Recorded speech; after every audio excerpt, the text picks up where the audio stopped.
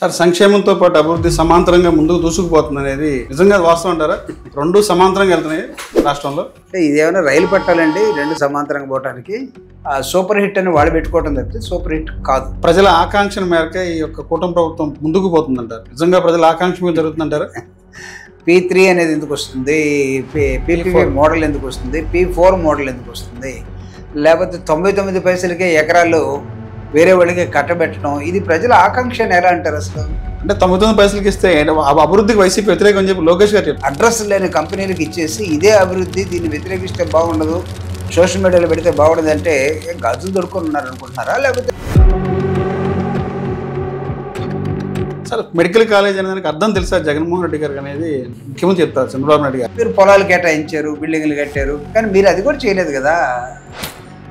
జగన్మోహన్ రెడ్డి గారికి ఏమి తెలియదు మెడికల్, జగన్మోహన్ రెడ్డి గారికి అడ్మినిస్ట్రేషన్ ఏం తెలియదు అనుకుందాం. మరి ఒక స్టూడెంటే ఇంత అద్భుతంగా చేయగలిగితే మీరు ప్రొఫెసర్ కదా, మీరు ఎందుకు పడిపోయారు? గత 5 ఏళ్లలో రాష్ట్రాన్ని ఆర్థికంగా విధ్వంసం చేశారు జగన్మోహన్ రెడ్డి గారు. నిజంగా పరిస్థితి ఉందంటారా? 2 లక్షల కోట్లు 15 నెలల్లో చేసి మేము అద్భుతంగా పరిపాలిస్తున్నాము, జగన్ కన్నా మేము గొప్ప అంటే. రాష్ట్ర ప్రజలు 151 సీట్లు ఇచ్చారు మీకు. 151 సీట్ల నుంచి 11 సీట్లు పడిపోవడం కారణం ఏంటంటారు? 2024లో పొరపాటున గెలిచినంత మాత్రాన పొరపాటున అంటే ఎలా సార్ ఇప్పుడు ఆంధ్రప్రదేశ్లో అంబేద్కర్ రాసిన రాజ్యాంగం నడుస్తుందంటారు. రాజారెడ్డి రాజ్యాంగం నుంచి విముక్తి కలదని చెప్పి టీడీపీ చెప్పారు. రాజ్యాంగంతో మీరు ఎట్లా కంపేర్ చేస్తారు? అది ఒక రాజ్యాంగం ఏంటది? విజయసాయి రెడ్డి గారు ఎందువల్ల పార్టీని పెట్టుకెళ్తారు? ఆయన్ని అడగండి, ఆయన అడగాల్సిన ప్రశ్న. జగన్మోహన్ రెడ్డి గారిని దేవుడు అన్నటువంటి వ్యక్తి ఈ రోజున ఎందుకు జగన్మోహన్ రెడ్డి తీవ్రంగా వ్యతిరేకిస్తుంది? మిమ్మల్ని ఎక్కడో ఉన్న వాళ్ళని తీసుకొచ్చేసి ఎమ్మెల్యేని చేశాడు మీ ఆస్తులు కాపాడుకోవడం కోసం. బై ఎలక్షన్లో జడ్పీటీ ఎన్నికల్లో సాక్షాత్తు పులివెందుల ప్రజలే తిరస్కరించారనేది చంద్రబాబు గారు చెప్తారు. సరే, అది డిపాజిట్లు రాలేదని చెప్పి పెద్ద ప్రచారం జరిగింది. నిజంగా డిపాజిట్లు రాలేదా, ప్రజలు తిరస్కరించారా జగన్మోహన్ రెడ్డి? ఓటర్ని ఓటు వేయకుండా దొంగలు చొరబడి ఓటర్ల ఓటు కూడా. సార్ పులివెందుల నియోజకవర్గానికి వైఎస్ కుటుంబం నుంచి ఎవరు కూడా నీరు ఇప్పటి వరకు తీసుకురాలేదు. నీరు ద్వారా మా ప్రభుత్వమే తెచ్చింది వాటర్ అనేది బీటెక్ రవి చెప్తారు. అంటే ఇప్పుడు అధికారంలో ఉన్న వ్యక్తి శంకుస్థాపన చేస్తే మొత్తం నేనే చేశానంటే మనం ఏం చేయలేమండి. తల్లి ప్రసవ వేదం దాకా బిడ్డను మోస్తూ ఉంటుంది, 1వ నెల నుంచి 9వ నెల దాకా. మంత్రసాని లాస్ట్లో వచ్చి నా వల్లే బిడ్డ బయటకు వచ్చిందంటే దాన్ని ఏమనాలి మనం? పార్టీ మనుగడ కోసం ఈ యొక్క రైతు పోరాటారు. నిజంగా పార్టీ మనుగడ కోసం పెట్టారా? రైతుల పక్షాన పోరాటం అది. మేము ఉనికిని కోల్పోయే దశలో లేము. అవతల వాళ్ళు ఉనికి కాపాడుకోవడం కోసం అడవిలో కుర్రాళ్ళని పెట్టి తిప్పించారండి. అది వీళ్ళు కాదు, వాళ్ళే పోతే సూపర్ 6 సూపర్ హిట్. ప్రతిపక్ష హోదా అనేది ప్రజలు ఇచ్చేది, మేము ఇచ్చేది కాదని నిన్న సాక్షాత్తు చంద్రబాబు గారు చెప్తారు. భారత రాజ్యాంగం ఎలక్ట్రల్ సిస్టంలోనే ఇది ఇంత వస్తే ప్రతిపక్ష పార్టీ అని ఎక్కడ లేదండి. అదే ప్రతిపక్ష హోదా టైంలో గత గవర్నమెంట్లో మీ పార్టీ అధ్యక్షులు సీఎం జగన్మోహన్ రెడ్డి గారు మీలో ఉన్న వాళ్ళకి 2 తీసేస్తే నీకు ఆ హోదా కూడదని చెప్పారు. నీకు ప్రతిపక్ష హోదా ప్రజలు ఇవ్వలేదు, నాకు ముఖ్యమంత్రి పదవి ప్రజలు ఎప్పుడు నీకు ముఖ్యమంత్రి పదవి ఇవ్వలేదు. రాజ్యాంగ నిపుణులతో చర్చించామని చెప్పి మరి స్పీకర్లు చెప్తారే సార్ వాళ్ళ కర్మ సార్. అంటే అసెంబ్లీ రాకుండా వైసీపీ నాయకులు బయట రప్పా అని రంగులు వేస్తున్నారని చెప్పండి. ఆయన రఫా రంగులు వేస్తే వీళ్ళందరూ ఈరోజు సార్ ఏదైతే ఉందో 2016-17 జరిగినటువంటి సుగాలి ప్రీతి కేసుకు సంబంధించి ఆ రోజున మేము బయట ప్రపంచానికి తీసుకురాబట్టే వచ్చిన గవర్నమెంట్ మీకు న్యాయం చేసింది అనేది పవన్ కళ్యాణ్ గారు చెప్తారు. దాన్ని ఫస్ట్ వెలుగులోకి తెచ్చింది మేము, పవన్ కళ్యాణ్ గారు కాదు. సార్ రాష్ట్రంలో లా అండ్ ఆర్డర్ ఎలా ఉంది? మీరు మాట్లాడిన ప్రతి వాడి మీద మీరు వాళ్ళని అరెస్ట్ చేస్తాం, భయప్రాంతం చేస్తాం. వరస్ట్. గతానికి ఇప్పుడే స్వేచ్ఛగా ఉన్నారు ప్రజలు అంటారు. సాక్షాత్తు హోంమంత్రి వంగులపూడి అంతగా అసలు ఆవిడ దగ్గర పవర్సే లేవు. Somebody is enjoying that power. అర్థం ఏజెన్సీ ఏరియాలో చెప్పులు కూడా లేని ప్రాంతాల్లో ఈయన చెప్పులు ఇస్తేనే వాళ్ళకి చెప్పులు తెలిసింది అనేది చెప్పారు జనసేన పార్టీ. ఇంకా పొరపాటున వాళ్ళ దగ్గరికి వెళ్ళి వాళ్ళకి నేనే గోసి పెట్టుకోవడం నేర్పించానంటే నేనేం చేయలేను సార్. సార్ కూటమి ప్రభుత్వం సూపర్ 6కి వైసీపీ పార్టీ నవరత్నాల మధ్య ఎలా ఉంది? రెండు మధ్య తేడా ఏంటంటే వైఎస్ఆర్ కాంగ్రెస్ పార్టీ సంక్షేమ కార్యక్రమాలని you cannot compare with super 6. Sir ఏంటి టీడీపీ పార్టీ గేట్లు తీస్తే వైసీపీ ఒక జగన్మోహన్ రెడ్డి తప్ప మొత్తం మా పార్టీలోకి వచ్చేస్తారంట. నిజంగా పరిస్థితి ఉందంటారు? జుబ్బుడు గారు వైసీపీలో ఉంటారు, మన పార్టీ మారే అవకాశం ఉంది. ఇలాంటి క్వశ్చన్లు మీరు అడగకూడదు. ఈ క్వశ్చన్ కట్ చేయండి ఫస్ట్. సార్ రాష్ట్రంలో డబుల్ ఇంజిన్ సర్కార్ నడుస్తుందని చెప్తారు. నిజంగా డబుల్ ఇంజిన్ సర్కార్ నడుస్తుందంటారు? ఏమన్నా హెలికాప్టర్ అండి డబుల్ ఇంజిన్ ఉండటానికి, లేకపోతే విమానమా? ఒక మాటలో చెప్పాలంటే రాజశేఖర రెడ్డి ఏం చెప్తారు? Opening your heart and expanding your heart, హృదయాన్ని పరిచి పనిచేయటమే రాజశేఖర్. త్వరలో బిగ్ బాస్ అరెస్ట్ కూడా చెప్తున్నారు పదే పదే. నేను చెప్తున్నాను రాసుకోండి. జగన్మోహన్ రెడ్డి గారిని దీనిలో ఇన్వాల్వ్ చేసి ఆయన్ని అరెస్ట్ చేసి చూపిస్తామనే దశ దాకా మీరు వెళ్తే ఆ రోజే మీ పతనం స్టార్ట్ అయింది. Welcome to S4 media. నేను మీ రాజకమల పడిపాటి. ఈరోజు మనతో పాటు ఉన్నారు వైఎస్ఆర్ కాంగ్రెస్ పార్టీ రాష్ట్ర ప్రధాన కార్యదర్శి, రాష్ట్ర అధికార ప్రతినిధి, మాజీ ఎమ్మెల్సీ జూపుడి ప్రభాకర్ గారు మనతో పాటు ఉన్నారు. సార్ నమస్తే. సార్ నమస్కారం. సార్ ఎలా ఉన్నారు? బాగున్నామ్మా, మీరు ఎలా ఉన్నారు? బాగున్నాను సార్. సార్ కూటమి ప్రభుత్వం అధికారికి వచ్చి దాదాపు 14 నెలల కాలం అవుతుంది. 14 నెలల పరిపాలన ప్రజలు ఆశించిన విధిగా ఉందంటారా? ఎలా స్పందిస్తారు? అంటే ప్రజలకి చెప్పింది ఒకటి, వాళ్ళు చేస్తున్నది ఒకటి. కాబట్టి ఎలక్షన్ కన్నా ముందు చెప్పినటువంటి అనేకమైన వాగ్దానాలు ఆచరణలో కనపడినప్పుడు ప్రజలు ఖచ్చితంగా వేరుగానే ఆలోచిస్తారు. కూటమి పరిపాలన మీరు అన్నట్టుగా 15 నెలల పరిపాలన ప్రజలు ఆశించినట్లుగా ఏమాత్రం లేదనేది ఎక్కడికి వెళ్ళినా ప్రజల్లో, గ్రామాల్లో చెప్పుకుంటున్నటువంటి వాతావరణం. సార్ సంక్షేమంతో పాటు అభివృద్ధి సమాంతరంగా ముందుకు దూసుకుపోతుంది అనేది కుటుంబంలో ఉన్నటువంటి ముఖ్య నాయకులు పవన్ కళ్యాణ్ కానీ చంద్రబాబు చెప్పారు. నిజంగా వాస్తవం అంటారా? రెండు సమాంతరంగా వెళ్తున్నాయి రాష్ట్రంలో. అంటే ఇదేమైనా రైలు పట్టాలండి రెండు సమాంతరంగా పోవటానికి? సంక్షేమం totally welfare is different and development is different. ఎక్కడుంది డెవలప్మెంటు? నార్మల్గా చూసినట్లయితే సామాన్యుడికి కనపడే డెవలప్మెంట్ అయితే ఆంధ్రప్రదేశ్లో కనపడటం లేదు. నెంబర్ 1. Number 2, welfare. ఏ వెల్ఫేర్ యాక్టివిటీ వీళ్ళు సరిగా చేశారని వెల్ఫేరు డెవలప్మెంట్ రెండు సమాంతరంగా పోతుందని చెప్తున్నారు. వెల్ఫేర్ని ఒకసారి నాకు చూపించండి. ఈరోజు వాళ్ళు సూపర్ 6 అన్నటువంటి వాటిలో ఏది కూడా త్రికరణ శుద్ధితోటి అమలు పరిచినట్టు విధానం కనపడలేదు. నెంబర్ 1. Number 2, gas.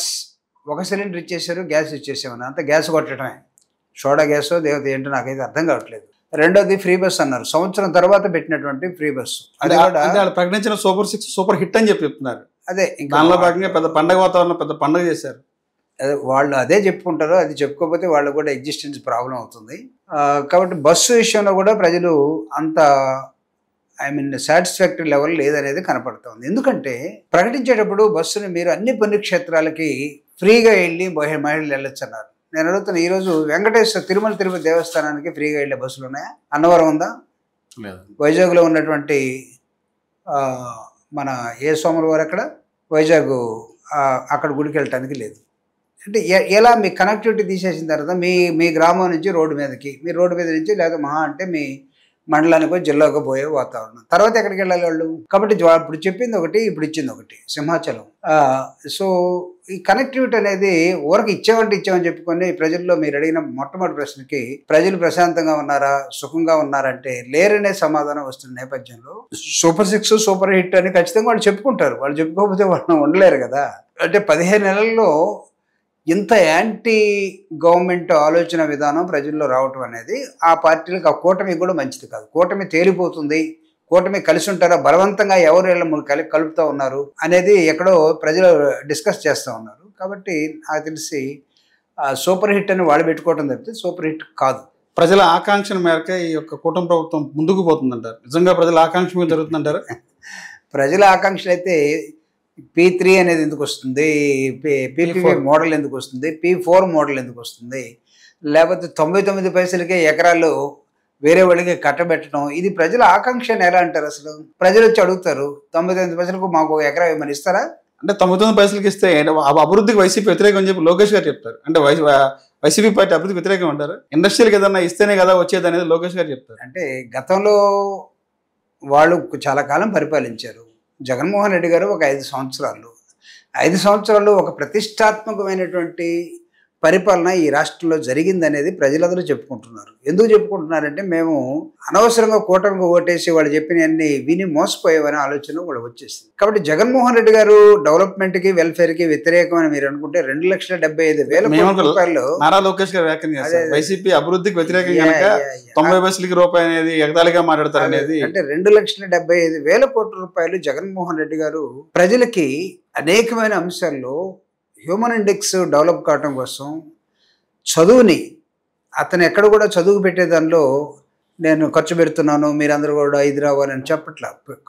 చదువుని ఏం చేశాడంటే అది ఒక ఆయుధం. పేదంటి పిల్లలు ప్రపంచాన్ని ఏలాలంటే ఇంగ్లీష్ మీడియం ఉండాలని పెట్టాడు. చెప్తున్నాను, ఇండస్ట్రీస్ రావాలంటే ఇండస్ట్రీ నిజంగా వచ్చేవాడికి పెట్టేవాడికి ఇవ్వాలి. కానీ నువ్వు ఎక్కడో అడ్రస్ లేని కంపెనీలు, సూట్ కేస్ కంపెనీలు పెట్టుకున్న వాడికి నువ్వు 2-3 వైజాగ్లో ఉన్నటువంటి దాదాపు ఒక ఎకరే 100 కోట్లు చేసే ఎకరాన్ని 99 పైసలకి ఇచ్చేసారు. మాట్లాడితే ప్రశ్నిస్తే జగన్మోహన్ రెడ్డి గారు వైసీపీ వాళ్ళందరూ కూడా అభివృద్ధికి వ్యతిరేకమా, ఇండస్ట్రీలకు వ్యతిరేకమా అని అడుగుతున్నారు. మీరు 99 పైసలు బాటా రేటు కూడా లేదు కదండి. 99 రూపాయలు ఉంటుంది బాటా రేటు. 99 పైసలు ఏమైనా ఉందా? నాకు తెలిసే నాన్నగారు మీ నాలెడ్జ్లో ఏమైనా బాటా రేటు 99 పైసలు ఏమైనా ఉందా? లేదే. 99 రూపాయలకి నీ పైసలకి ఒక ఎకరా భూమిని అడ్రస్ లేని కంపెనీలకు ఇచ్చేసి ఇదే అభివృద్ధి, దీన్ని వ్యతిరేకిస్తే బాగుండదు, సోషల్ మీడియాలో పెడితే బాగుండదు అంటే గాజులు దొరుకుని ఉన్నారు అనుకుంటున్నారా? లేకపోతే ఎవరో ఇంకొకళ్ళు వాళ్ళ పేరు చేస్తే భయపడతాం అనుకుంటా ఉన్నారా? సరే, అడ్మినిస్ట్రేషన్ అంటే గెలిపించిన తర్వాత బాధ్యతాయుతంగా ఉండి పనిచేయండి. నెంబర్ 1. నెంబర్ 2, ఒళ్ళు దగ్గర పెట్టుకొని పనిచేయండి. అంతేగాని మీ ఇష్టం వచ్చినట్టుగా మీ వాళ్ళకో గవర్నమెంట్ హాస్పిటల్స్ అన్ని కూడా, గవర్నమెంట్ కాలేజెస్ అన్ని కూడా పీపీపీ మోడల్ అని చెప్పి మీరు ఎవరికి ఇవ్వదలుచుకున్నారు? ఈ రాష్ట్రంలో ఏదో సామాజిక వర్గానికి సంబంధించిన వాళ్ళు ఒక పెద్ద హాస్పిటల్ అడుగుతూ ఉంటే వీళ్ళు ప్రభుత్వానికన్నా అద్భుతంగా హాస్పిటల్ని అడుగుతారని చెప్పి వాళ్ళకి ఇస్తా ఉన్నారు. మీరు ఎలా తీసుకొస్తారు? అసలు పబ్లిక్ సెక్టర్ ఒక్కదాన్ని మీరు ఇచ్చి చూడండి. అసలు ఇవ్వకపోగా ఉన్న వాటిని తెగనమ్మే కార్యక్రమం ఎంచుకుంటే ఇది ప్రజా వ్యతిరేక కార్యక్రమంగా ప్రజలు చూస్తారు. అంతేగాని మీరేదో సూపర్ హిట్లు, సూపర్ 6లు అయ్యానుకో బహిరంగ పెట్టుకోండి. అక్కడ వచ్చిన జనం చెప్తారు, తోలిన జనమా వచ్చిన జనమా, ఎందుకు వచ్చారు, ఇది వర్కౌట్. ఈ విధంగా చేస్తున్న నేపథ్యంలో దయచేసి వైఎస్ఆర్ కాంగ్రెస్ పార్టీ ప్రజల గొంతుకుగా ఈ రోజు ప్రతిపక్ష పార్టీగా ఉంది. సార్, మెడికల్ కాలేజ్ అనేది అర్థం తెలుసా జగన్మోహన్ రెడ్డి గారికి అనేది ముఖ్యమంత్రి చెప్తారు చంద్రబాబు నాయుడు గారు. అసలు మెడికల్ కాలేజ్ అంటే అర్థం తెలుసా జగన్మోహన్ రెడ్డికి? ఏదో భూమి కేటాయించి ఒక కొబ్బరికాయ కొడితే అయిపోద్దా అని చెప్పి అనేది ఆయన చెప్తారు. జగన్మోహన్ రెడ్డి గారికి మెడికల్ కాలేజీలు అంటే అర్థం తెలుసా అంటే, సరే వాళ్ళు చాలా పెద్దవాళ్ళు, అనుభవం ఉన్నటువంటి వాళ్ళు, ఎందుకు ఇట్లా సడన్ గా ఏమి తెలియని వాళ్ళలాగా చిన్నవాళ్ళలాగా అయిపోతున్నారు నాకైతే అర్థం కావట్లేదు. జగన్మోహన్ రెడ్డి గారి పరిపాలనలో ఈ రాష్ట్రంలో 17 మెడికల్ కాలేజెస్ వచ్చాయండి. 17. 1923 నుంచే నేను జగన్మోహన్ రెడ్డి గారు ఒక స్టాటిస్టిక్ చెప్తే నేను ఆశ్చర్యపోయాను. 1923 నుంచి 2019 దాకా ఈ రాష్ట్రం మొత్తం కూడా 12 మెడికల్ కాలేజెస్ ఉన్నాయి. అందులో రాజశేఖర రెడ్డి గారు తను ముఖ్యమంత్రిగా ఉన్నప్పుడు తీసుకొచ్చిన 5. లేకపోతే ఏంటంటే 13లో 12లో 5 పోతే ఎన్ని? 7. చంద్రబాబు నాయుడు గారు ముఖ్యమంత్రిగా ఎన్నిసార్లు ఉన్నారు? 4 సార్లు. ఇది 4సారి. అవునా? అంటే 4 సార్లు దాదాపు 4-5లో 20 సంవత్సరాలు ముఖ్యమంత్రిగా. ఇప్పుడు వచ్చింది 15 సంవత్సరాలు వేసుకుంది, 16 అనుకోండి. లేకపోతే ఒక ప్రతిపక్ష పార్టీ నాయకుడిగా నాకు తెలిసి నువ్వు ఈ ఒక్క మెడికల్ కాలేజ్ అన్నా నువ్వు తీసుకొచ్చావా? అంటే నన్ను కంప్లీట్ కానివ్వండి. అసలు జగన్మోహన్ రెడ్డి గారికి అసలు మెడికల్ కాలేజ్ ఏంటో తెలియదు అని అంటున్నారు కదా మీరు. మీ ఈ 15 సంవత్సరాలు 16 సంవత్సరాల ముఖ్యమంత్రి పరిపాలనలో is there any remarkable identification of Nara Chandrababu Naidu garu ఒక్క మెడికల్ కాలేజ్ తెచ్చినట్టు ఎక్కడైనా ఉందా? చెప్పుకోగలుగుతున్నారా? అసలు మీకు ఏమి లేనప్పుడు మీరు జగన్మోహన్ రెడ్డి గారికి మెడికల్ కాలేజ్ అబ్రివేషన్ తెలుసా, మెడికల్ కాలేజ్ అంటే తెలుసా? దానికి ఒక ముఖ్యమంత్రిగా common sense is most important sir.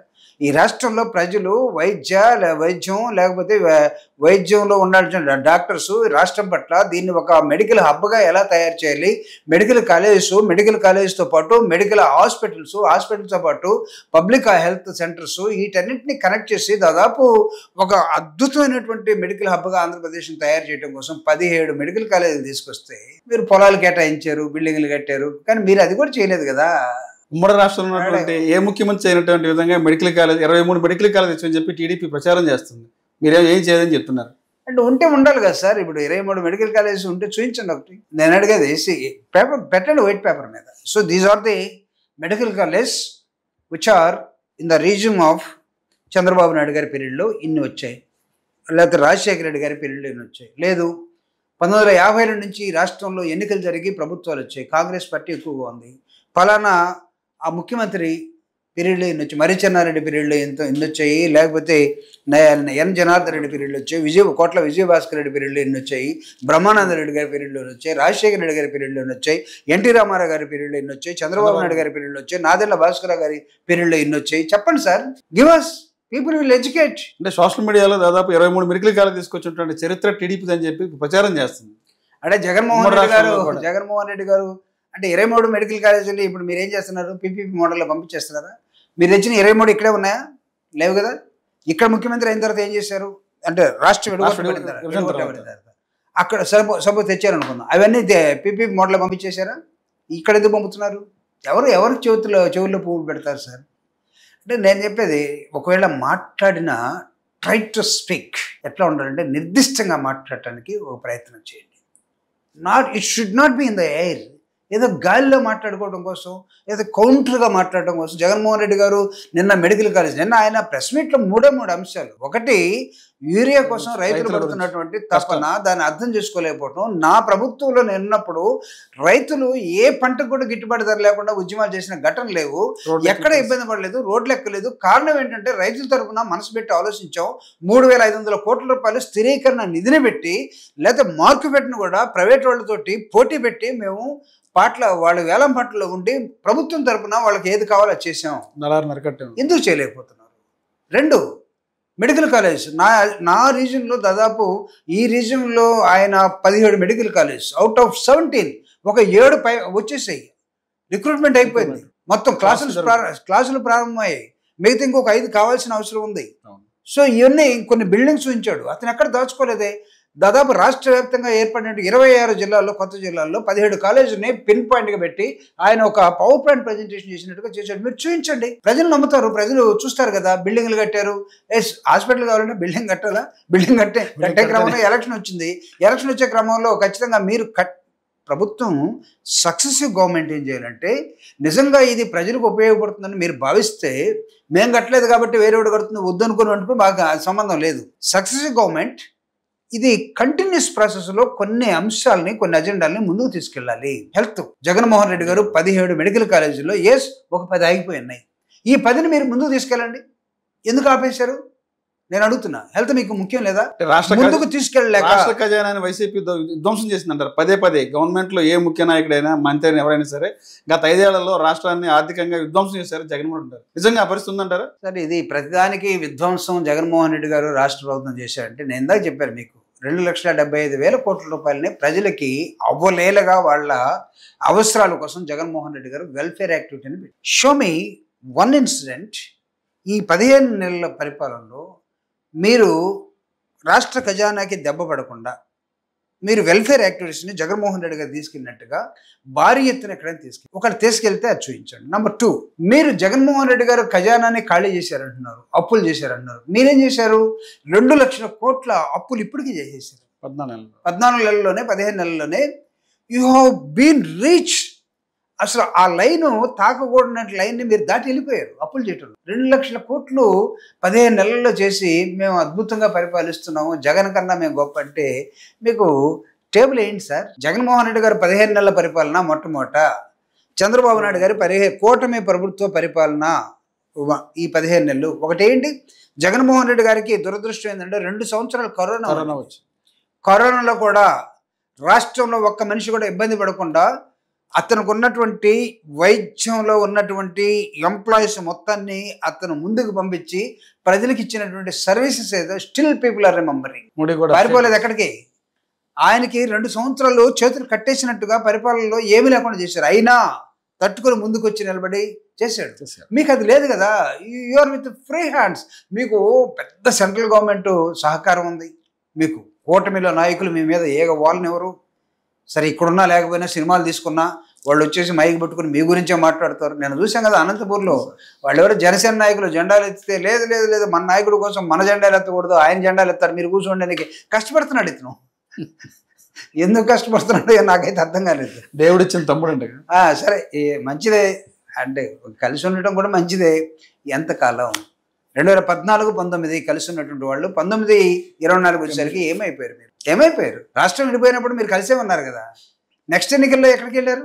ఎందుకు? బీఎస్పీ ఎక్కడుంది, మాయావతి ఎక్కడుంది, కమ్యూనిస్టులు ఎక్కడున్నారు, సిపిఐ వాళ్ళు, సిపిఎం వాళ్ళు, లేకపోతే ఇంకొక అన్ని పార్టీలు ఎందుకు ఎత్తుకున్నారు మీరు? దేవుడిచ్చిన తమ్ముడైతే అప్పుడే దేవుడు లాగేశాడు వెనక్కి, మాయం చేశాడా? లేదు కదా.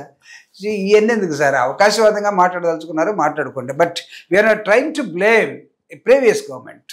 జగన్మోహన్ రెడ్డి గారికి ఏమి తెలియదు మెడికల్, జగన్మోహన్ రెడ్డి గారికి అడ్మినిస్ట్రేషన్ ఏం తెలియదు అనుకుందాం. మెడికల్ కాలేజ్ అర్థమే తెలియదు అంటారు. మెడికల్ కాలేజ్ అనే అర్థమే తెలియదు జగన్ కంటే అనుకుందాం. జగన్మోహన్ రెడ్డి గారికి ఏమి తెలియదు, ఆయన లెర్నర్, అడ్మినిస్ట్రేషన్ లెర్నింగ్ లో ఉన్నాడు, స్టూడెంట్ అనుకుందాం.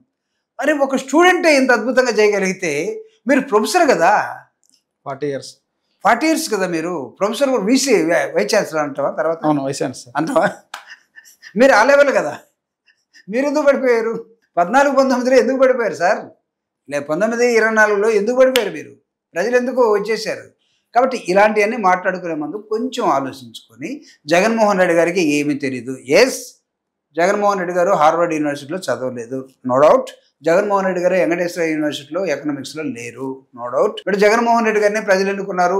రాజశేఖర రెడ్డి గారి ఆలోచన విధానాన్ని ముందుకు తీసుకెళ్ళడం కోసం వైఎస్ఆర్ కాంగ్రెస్ పార్టీ వచ్చింది. జగన్మోహన్ రెడ్డి గారు ప్రజలు ఉవ్వెత్తున లేచినటువంటి ఒక ఉద్యమంలో ఈయనే మా నాయకుడు అని చెప్పుకున్నాడు. ఆయన దానికి తగ్గట్టుగా పరిపాలన తీసుకొచ్చాడు. నేను చెప్తాను ఈరోజు గర్వంగా, ఈ రాష్ట్రంలో పేదంటి పిల్లవాళ్ళ ప్రపంచాన్ని ఏలాలి అనే దశకి ఇంగ్లీష్ మీడియాన్ని ఇంట్రడ్యూస్ చేసినటువంటి వ్యక్తి. ఎడ్యుకేషన్లో ఒక రెవల్యూషన్ నాడు నేడు. బిఫోర్ హై స్కూల్ లెవెల్ కన్నా ముందే నీకు టోఫిల్స్కి ప్రిపేర్ అయ్యే విధంగా, లేకపోతే నీకు అనేకమైనటువంటి ఇన్పుట్స్ పెట్టి ఆ ల్యాప్టాప్స్ ఇవ్వటం కానీ, ట్యాబ్స్ ఇవ్వటం కానీ, ఒక రెవల్యూషన్ తీసుకొచ్చినటువంటి విద్యా విధానంలో జగన్మోహన్ రెడ్డి గారికి ఏమి రేపు ఇప్పుడు మెడికల్లో ఏం తెలియదు అన్నారు, రేపు ఎడ్యుకేషన్లో కూడా ఏం తెలియదు అనే మాట ఆల్రెడీ విద్యాశాఖ మంత్రి నారా లోకేష్ చెప్పడం జరిగింది. ఏదైతే ఉందో 5 ఏళ్ల పాటు జగన్మోహన్ చేసినటువంటి విద్యా విధానంలో 20 years బ్యాక్ వెనకబడిందని చెప్పంటారు రాష్ట్రం. సో ఇప్పుడు వెనకబడిందా ముందుకెళ్ళిందా అనేది ఇంకో 2-3 సంవత్సరాలు. మేము కట్టిన బిల్డింగ్ కలర్ చేసినంత మాత్రం చేర్పులు మార్పులు ఏమొస్తాయి అంటారు. ట్యాబుల్లో కూడా స్కామ్ జరిగింది అంటే ప్రతి దానిలో కూడా విమర్శకు కూడా ఒక హద్దు ఉంటుంది సార్. నేను కూడా జగన్మోహన్ రెడ్డి గారు ఏమి చేయకపోతే మేమేదో పొగిడి ఎప్పుడు ఆయన కూడా ఒప్పుకోడు. అసలు నిన్న ఒక మాట అన్నాడు, ఇదే కాదు మేము అనేక అంశాలు చేసాం, ఆయన చూపిస్తే నిజంగా ఆశ్చర్యపోయాం. ఆయన చేసినటువంటి ఇన్ఫ్రాస్ట్రక్చర్ మొత్తం ఈ రాష్ట్రంలో ఆశ్చర్యపోయాం. మాకు కూడా చెప్పుకొని చేత కాలేదని అన్నాడు ఆయన. హీఈస్ అడ్మిటింగ్ హిమ్సెల్ఫ్, నాకున్న సైన్యంలో చాలా మంది చెప్పలేకపోయారు, మేము చెప్పుకోలేకపోయాం, వాటన్నింటి వాళ్ళు అబద్ధాలుగా చెప్పి ఈరోజు అంటే నిజం నిద్రలేసే లోపల అబద్ధం ప్రపంచం అంతా తిరిగి వస్తుందట. ఈరోజు అబద్ధం కుర్చీలో కూర్చొని వెళ్తున్న నేపథ్యంలో మనం మాట్లాడుకుంటున్నాం. సార్, గత 5 ఏళ్ల పాటు రాష్ట్ర ప్రజలంతా కూడా ధృతరాష్ట్రుడు కౌగిల్లో ఉన్నారు. ఇప్పుడు ప్రజలకు స్వేచ్ఛ వచ్చిందంటారు. నిజంగా వైసీపీ గవర్నమెంట్లో ఒక వైసీపీ ప్రభుత్వం అనేది ధృతరాష్ట్రుడు కౌగిల అంటే వైసీపీ ప్రభుత్వంలో ఉన్నటువంటి అడ్మినిస్ట్రేటివ్ ఫ్రీడమ్, జగన్మోహన్ రెడ్డి గారి హయాంలో ఉన్నటువంటి వెల్ఫేర్ యాక్టివిటీలో ప్రజలకు ఉన్నటువంటి ఫ్రీడమ్, దాన్నే వాళ్ళు ఏమన్నారంటే మీ ఇష్టం వచ్చినట్టు పంచుకుంటూ వెళ్ళిపోతున్నారు. పేదోడు అంటే జగన్మోహన్ రెడ్డి గారికి ఇంత ప్రేమ ఉంటే ఉండొచ్చు, కానీ రాష్ట్రం ఏమవుతుంది దివాలా తీదా అని ఇదే పెద్ద మనుషులు మాట్లాడారు. Administrative freedom and welfare freedom and development freedom అన్ని జగన్మోహన్ రెడ్డి గారి పేరులో ఉన్నాయి. ఇప్పుడు కొంతమంది వ్యక్తులకే ఈ P3 మోడలు, P4 మోడలు, 4-5 వ్యక్తుల చేతుల్లోకి రాష్ట్రం పబ్లిక్గా ఉన్నటువంటి ప్రాపర్టీస్ని మొత్తాన్ని కూడా ప్రైవేటు పరం చేసే ఒక భావజాలాన్ని ఎక్కించుకున్నట్టు వాళ్ళు వచ్చిన తర్వాత తన తీసిన సినిమాలకే అది ఫ్లాప్ అవుతుంది అనుకుంటే ముఖ్యమంత్రులతోటి జీవోలు ఇప్పించుకొని ఈ రాష్ట్రం ఆ రాష్ట్రంలో టికెట్లు అమ్ముకునే దశలోకి మంత్రులు వెళ్ళిపోయిన తర్వాత అంటే ఫిల్మ్ ఛాంబర్ ద్వారా జరిగిందని చెప్తారు పవన్ కళ్యాణ్. దీని మీద ఏం జరిగినా జనాలు తెలుసులండి. సినిమా ఆడాలి కానీ ఫస్ట్ సినిమా పోయిన తర్వాత నువ్వు రాంగ్ కాన్సెప్ట్లో మొఘల్స్ హిస్టరీలో ఔరంగాబాద్ని నువ్వు ఎలా చూపించాలో చూస్తే మొఘల్స్ హిస్టరీ అంతా కూడా తప్పుడు హిస్టరీ. ఎన్సీఆర్టీ పుస్తకాలు చెప్తాయి మొఘల్స్ హిస్టరీ. ఎన్సీఆర్టీ అంతా కూడా సెంట్రల్ గవర్నమెంట్ చేస్తుంటారు. మేమంతా అవి చదువుకొని ఉన్నాం. ఒకవేళ మేము అవి చదువుకోకపోతే మీరు చెప్పిన నమ్ముతావేమో. We're more than or equivalent to your knowledge. మేమేం తక్కువగా లేము ఇక్కడ. కాబట్టి వీఆర్ హియర్ టు కౌంటర్. మీరు చెప్పిన ప్రతి దాన్ని చరిత్రకి దాన్ని కోడీకరించి చెప్తాం మేము. మీరు ఎలా చెప్తున్నారో తప్పు చెప్తున్నారని. కానీ నేను ఇందాక చెప్పినట్టుగా మీరు అబద్ధాలు వెళ్ళి వేసుకుంటూ పోదలుచుకున్నారు. పొండి కొంతకాలం మీది దానిలో విహరించండి, తర్వాత ఏమవుతుంది? దట్స్ వాట్ కదా. ఈరోజు P3 మోడల్లో వచ్చినటువంటి పబ్లిక్ హెల్త్లో ఉన్న ఈ పబ్లిక్ ఈ మెడికల్ కాలేజెస్ మొత్తాన్ని ఎవడైనా సరే వచ్చి కాంట్రాక్ట్లో వచ్చి దూరిన తర్వాత రేపు నేను వచ్చిన తర్వాత దాన్ని రివ్యూకి పెడతాను జగన్మోహన్ రెడ్డి గారు. ఎందుకు భయపడుతున్నారండి? ఆ మాటకి గజగజలాడిపోయి రాష్ట్రాన్ని డెవలప్ చేయొద్దా? ఆయన ఏమన్నాడు? డెఫినెట్లీ ఐ విల్ రివ్యూ అన్నాడు. మీకు ఎలా వచ్చిందో నేను చూస్తానన్నాడు. కట్టండి, మీరు ఇప్పుడు కట్టండి, రేపు నేను మళ్ళీ లెక్క పెడతానన్నాడు. దాన్ని భయపడిపోవడం ఏంటి? మీలో నిజాయితీ ఉంటే మీరు యాజ్ ఫర్ ది డిపిఆర్ ప్రకారం వెళ్ళండి, యాజ్ ఫర్ ప్లాన్ అండ్ దీని ప్రకారం వెళ్ళండి, చేసుకోండి. కానీ పబ్లిక్ సెక్టర్స్ని మొత్తాన్ని కూడా ప్రైవేటైజ్ చేయడం కోసం కొంతమంది వ్యక్తులకు తీసుకెళ్ళడం ఈ మోడల్ రాష్ట్రానికి ప్రమాదకరం. హెల్త్ ప్రభుత్వం చేతుల్లో లేకుండా ప్రభుత్వం చేతులు ఎత్తేసి ఒక పార్టీ అయితే చేతులు ఎత్తేసింది అనుకోవచ్చు సార్, 3 పార్టీలు కలిపి మీరు కూటమిగా ఏర్పడి ముగ్గురు మా వల్ల కాదు బాబు అని చెప్పి వేరే వాడికి ఇవ్వటం అనేది అసలు ఈ కూటమి లక్ష్యం ఏంటి? ముగ్గురు ఒకటి వల్ల కాదని ముగ్గురిని కలిపి మీరు వచ్చారు, సరే జనం నమ్మారు, మీ ముగ్గురు మా వల్ల కాదని కాడి కింద పడేసి 4వ వ్యక్తి ఎవడుకో తీసుకొచ్చి మేము ఈ హాస్పిటల్స్ అన్ని కాలేజీలన్నీ మేము వాళ్ళకి అప్పచెప్తున్నాం అనే క్రమంలో జగన్మోహన్ రెడ్డి గారికి హెల్త్ అంటే తెలియదు అంటే ఎట్లా? ఆయన అన్న మాటకి మీరు ఎందుకు భయపడుతున్నారు? నేను అడుగుతున్నా. రేపు మేము రివ్యూకి పెడతాం వచ్చిన కాంట్రాక్టులు ఈ కట్టిన విధానం మొత్తాన్ని అని అన్న తర్వాత ఎందుకు ఆయనకి ఏమి తెలియదు దశలోకి వెళ్ళారు? మీరు మొత్తం తెలిసినాడు కదా, ముగ్గురు కదా, ముగ్గురులో మీకు ఎవరికి ఆలోచన రావట్లేదా? చంద్రబాబు నాయుడు గారికి వచ్చింది, ఎందుకంటే ఆయన ప్రైవేటైజేషన్లో ఎక్కువ మోజు ఆయనకి. ఆయన హైదరాబాద్లో ముఖ్యమంత్రిగా ఉన్నప్పుడు కూడా ఈ ప్రభుత్వానికి నడిపించే స్థోమతలు అని చెప్తారు. ఆర్థికంగా మన దగ్గర స్థోమతలు ఉన్నప్పుడు పీపీపీ మోడల్తో తప్పే ఉందంటారు. లెట్ దెమ్ ఇష్యూ ఏ వైట్ పేపర్ అయితే please issue A white paper. 15 నెలల్లో మీరు ఒక వైట్ పేపర్ని శ్వేతపత్రాన్ని బయటకు ఇవ్వండి.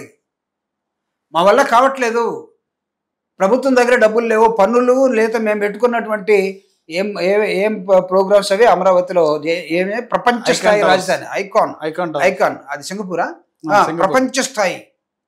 ప్రపంచ స్థాయి రాజధానిని మీరు కడుతున్నారు, కట్టేదానికి ఎక్చెక్కర్ ఒప్పుకోవట్లేదు, వస్తున్నటువంటివి తీసుకున్నటువంటి బ్యాలెన్స్ కుదరట్లేదు. ఇష్యూ వైట్ పేపర్ అయితే మేము వైఎస్ఆర్ కాంగ్రెస్ పార్టీ ఉంటుంది, శ్వేతపత్రం ఒకదాన్ని విడుదల చేయండి. ఈ 15 నెలల్లో మీరు మీ వల్ల ఏమైంది, మీ వల్ల ఏం కావట్లేదు, ఎందుకు వెళ్తున్నారు మీరు? P3 మోడల్కి ఎందుకు వెళ్తున్నారు? P4 మోడల్ ఎవరికి అంటగట్టాలని చూస్తున్నారు? పేదరిక నిర్మూలన కార్యక్రమాన్ని P4 ద్వారా బంగారు కుటుంబాలు తయారు చేసి బంగారు కుటుంబాలను అడాప్ట్ చేసుకోమని చెప్తున్నారు. బంగారు కుటుంబాలు అట్టడుగున్న వర్గాలని పైగా అభివృద్ధి చేస్తని చెప్తున్నారు. సార్ బంగారు కుటుంబాలు అవుతాయో, ఇత్తడి కుటుంబాలు అవుతాయో, అల్యూమినియం కుటుంబాలు అవుతాయో పక్కన పెడదాం సార్. అసలు పేదరిక నిర్మూలన కోసం యునైటెడ్ నేషన్స్ ఆర్గనైజేషనే ప్రపంచ దేశాల్లో పేదరికం ఉన్న దేశాలు ఈ మోడల్స్ ప్రకారం మీరు వెళ్ళండి, పేదరికాన్ని నిర్మూలించవచ్చని వాళ్ళు ఒక బైబిల్ లాగా కొన్ని మోడల్స్ ఇస్తే వాటిని తీసుకుని మిగతా దేశాలు ప్రయత్నం చేస్తున్నాయి సార్. ఇది ఎక్కడి నుంచి వచ్చింది అసలు P4 మోడల్? నాకైతే అర్థం కాదు. P4 మోడల్ ఎక్కడంటే అనంతపూర్లో మిషనరీస్ ఆ రాయలసీమలో ఉన్న పేదరికాన్ని పోగొట్టడం కోసం వాళ్ళు ఒక మోడల్ వాడారు. అక్కడ ఉన్నటువంటి ఒక NGO సంస్థ, మీకు ఐడియా ఉంటే వస్తుంది, ఆ మోడల్ మీరు తీసుకున్నారు. మీరేం కొత్తగా ఐన్స్టీన్ కాలే, ఇక్కడ వేమూరు కాన్స్టిట్యూన్సీ కూడా పెట్టారండి NGOs ఆధ్వర్యంలో మోడల్ కాలనీ పెట్టి. వచ్చిన తర్వాత వీటన్నిటిని మీరు తీసుకున్నారు. ఈరోజు పేదరిక నిర్మూలన కోసం ప్రపంచవ్యాప్తంగా ఉన్నటువంటి యునైటెడ్ నేషన్స్ ఇచ్చినటువంటి మోడల్స్ని మీరు పక్కన పడేసి కొత్త మోడల్లోకి మీరు వెళ్తున్నారు.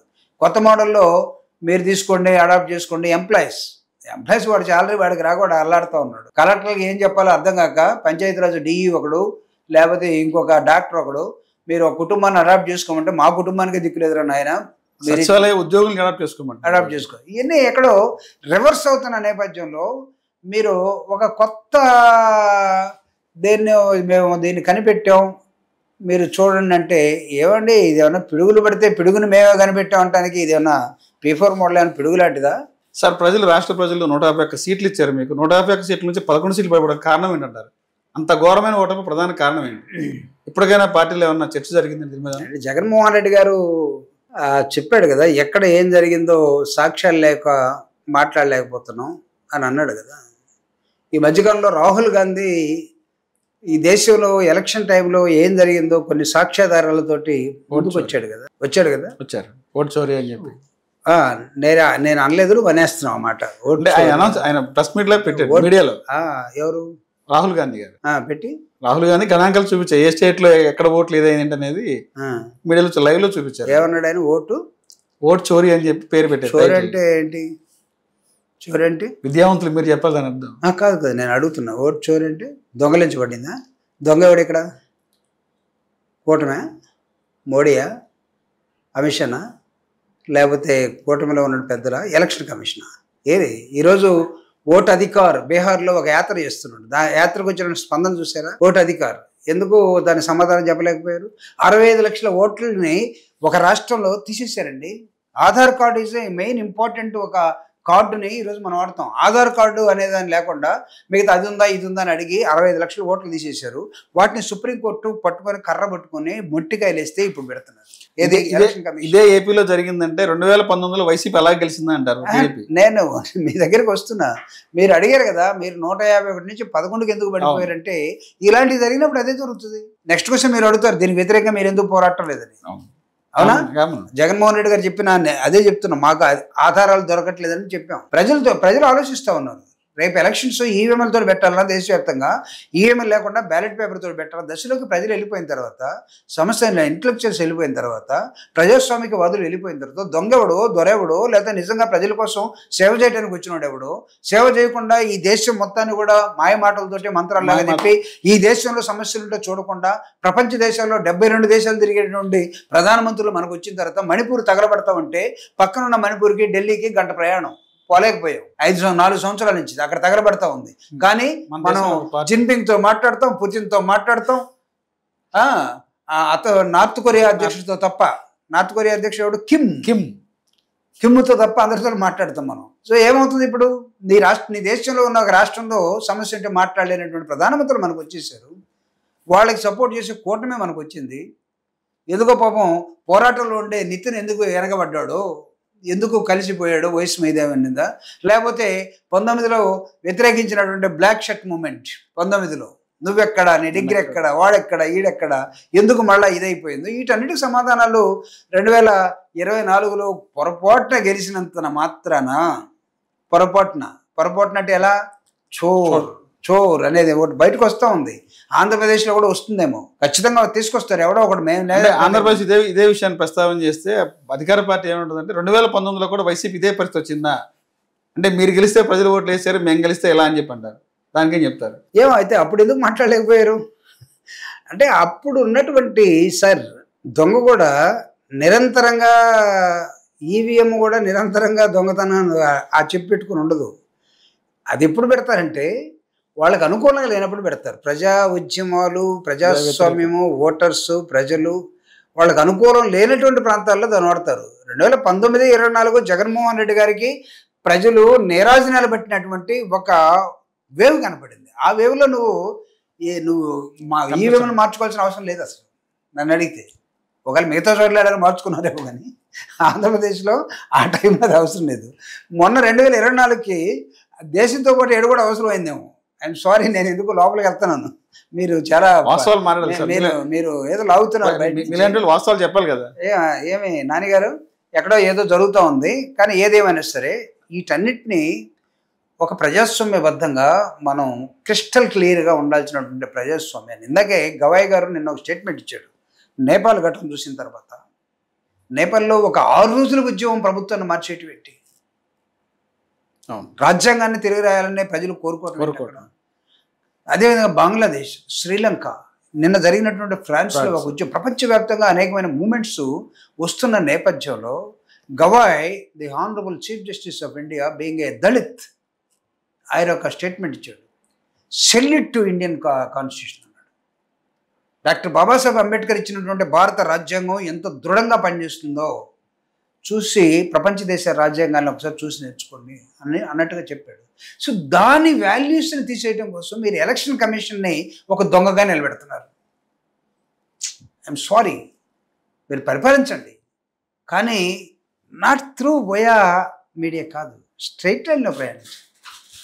ఇదేం తిరుపతి కొండండి 100 వంకరలు తిరిగిపోవడానికి దిగడానికి. ఎలక్షన్ కమిషన్ ఇక్కడ, పార్లమెంట్ ఇక్కడ, సుప్రీంకోర్టు ఇక్కడ, మొత్తం ఒకే చోట హబ్బగా ఉన్నటువంటి ఢిల్లీలో ఎలక్షన్ కమిషన్ మీరు దొంగగా నిలబెట్టి మా ఓట్లన్నీ చోరీ చేయబడ్డాయి, మా ఓట్లు దొంగలించినటువంటి ఎలక్షన్ కమిషన్ ఈరోజు బీహార్లో 65 లక్షల ఓట్లు తీసేసి ఎన్నికలకు పోతా ఉంది బీజేపీని, దాని ఎన్డీఏ కూటమిని గెలిపించడం కోసం అని రాహుల్ గాంధీ మిగతా వాళ్ళు బయటకు వచ్చిన తర్వాత సుప్రీంకోర్టు ఇచ్చిన జడ్జిమెంట్ తోటి ఎలక్షన్ కమిషన్ చేతులు ముడుచుకొని కూర్చొని ఈరోజు సమాధానం చెప్పాలని దశలో గెలిపి. అదే పరిస్థితి ఆంధ్రప్రదేశ్ బయటకు వస్తుంటారు ఆధారాలతో ఉన్నా. ఇలాంటి వాళ్ళు జర్నలిస్టులు, సీనియర్ జర్నలిస్టులు, మేధావులు బయటకు వస్తే ఆటోమేటిక్గా రావచ్చు. పార్టీలు కొన్నిసార్లు మాకున్న లిమిటేషన్స్లో మేము మాట్లాడలేకపోవచ్చు. ఎస్, ఈరోజు మా పరిస్థితి కూడా అదే. కానీ మీలాంటి వాళ్ళు ఆగుతారా?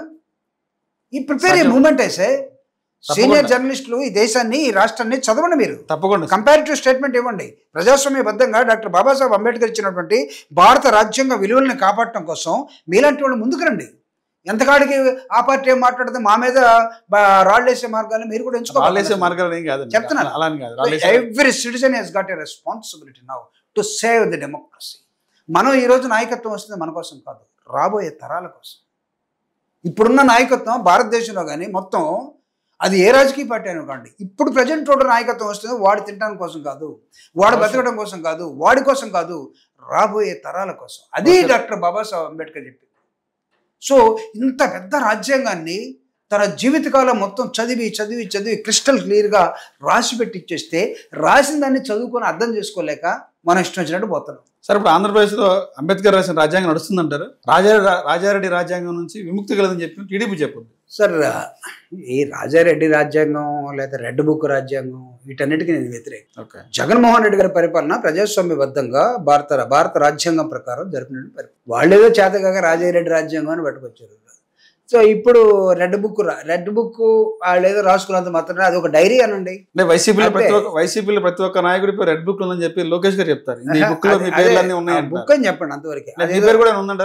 రెడ్ బుక్ లో దాన్ని ఓన్లీ బుక్ అనండి, దాని రాజ్యాంగం అన్నది. Don't try to compare. Red book అంటాడు. అదే రెడ్ బుక్ రాజ్యాంగం అనే మీరు వాడారు కదా, బయట కూడా అదే వాడుతూ ఉంటారు. మా పార్టీలో కూడా చాలా మంది, మీ పార్టీ వాళ్ళు చెప్తారు, పదే చెప్తారు, ప్రతి నాయకుడు చెప్పే మాట అదే. మా పార్టీ వాళ్ళు చెప్తారు కాబట్టి మీరు చెప్తారు. అందుకే నేను ఇందాక సీనియర్ జర్నలిస్ట్ గా you have to set some standards. ఎవరన్నా మాట్లాడితే నువ్వు చెప్పారు దాన్ని. ఎందుకంటే ఎవరో ఒకటి రాసుకున్న దాన్ని రాజ్యాంగం ఎందుకు పిలుస్తారు? అదే పుస్తకాన్ని పిలవండి, ఒక డైరీ అని పిలవండి, దట్స్ ఆల్. ఒక లేమ్యాన్ లాగా భారత రాజ్యాంగంతో మీరు ఎట్లా కంపేర్ చేస్తారు? అసలు అది ఒక రాజ్యాంగం ఏంటిది?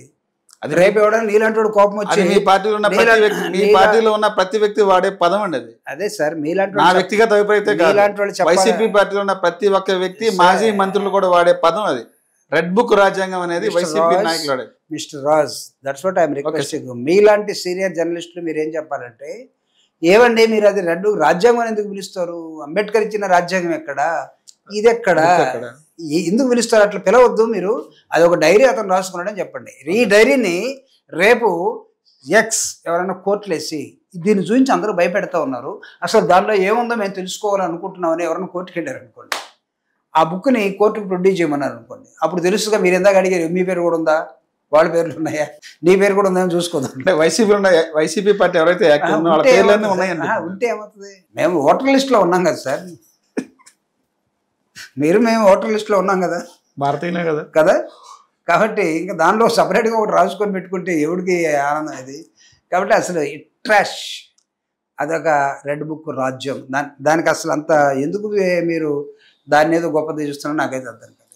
సార్ గత 5 ఏళ్ల పాటు పార్టీలో నెంబర్ 1 ఉన్నటువంటి, నెంబర్ 2 ఉన్నటువంటి నాయకులు ఎవరుతున్నారు? విజయసాయి రెడ్డి గారు. ఎందువల్ల పార్టీ బయటకు వెళ్ళడం జరిగింది? విజయసాయి రెడ్డి గారితో మీకు చాలా సన్నిహిత సంబంధాలు కూడా ఉన్నాయి. నాకు ముందు జగన్ అన్న, తర్వాత అందరితోటి నాకు ఎక్కడ కాంట్రవర్సీ అవుతుంది. మీరు ఆయన్ని అడగండి. అది ఆయన అడగాల్సిన ప్రశ్న.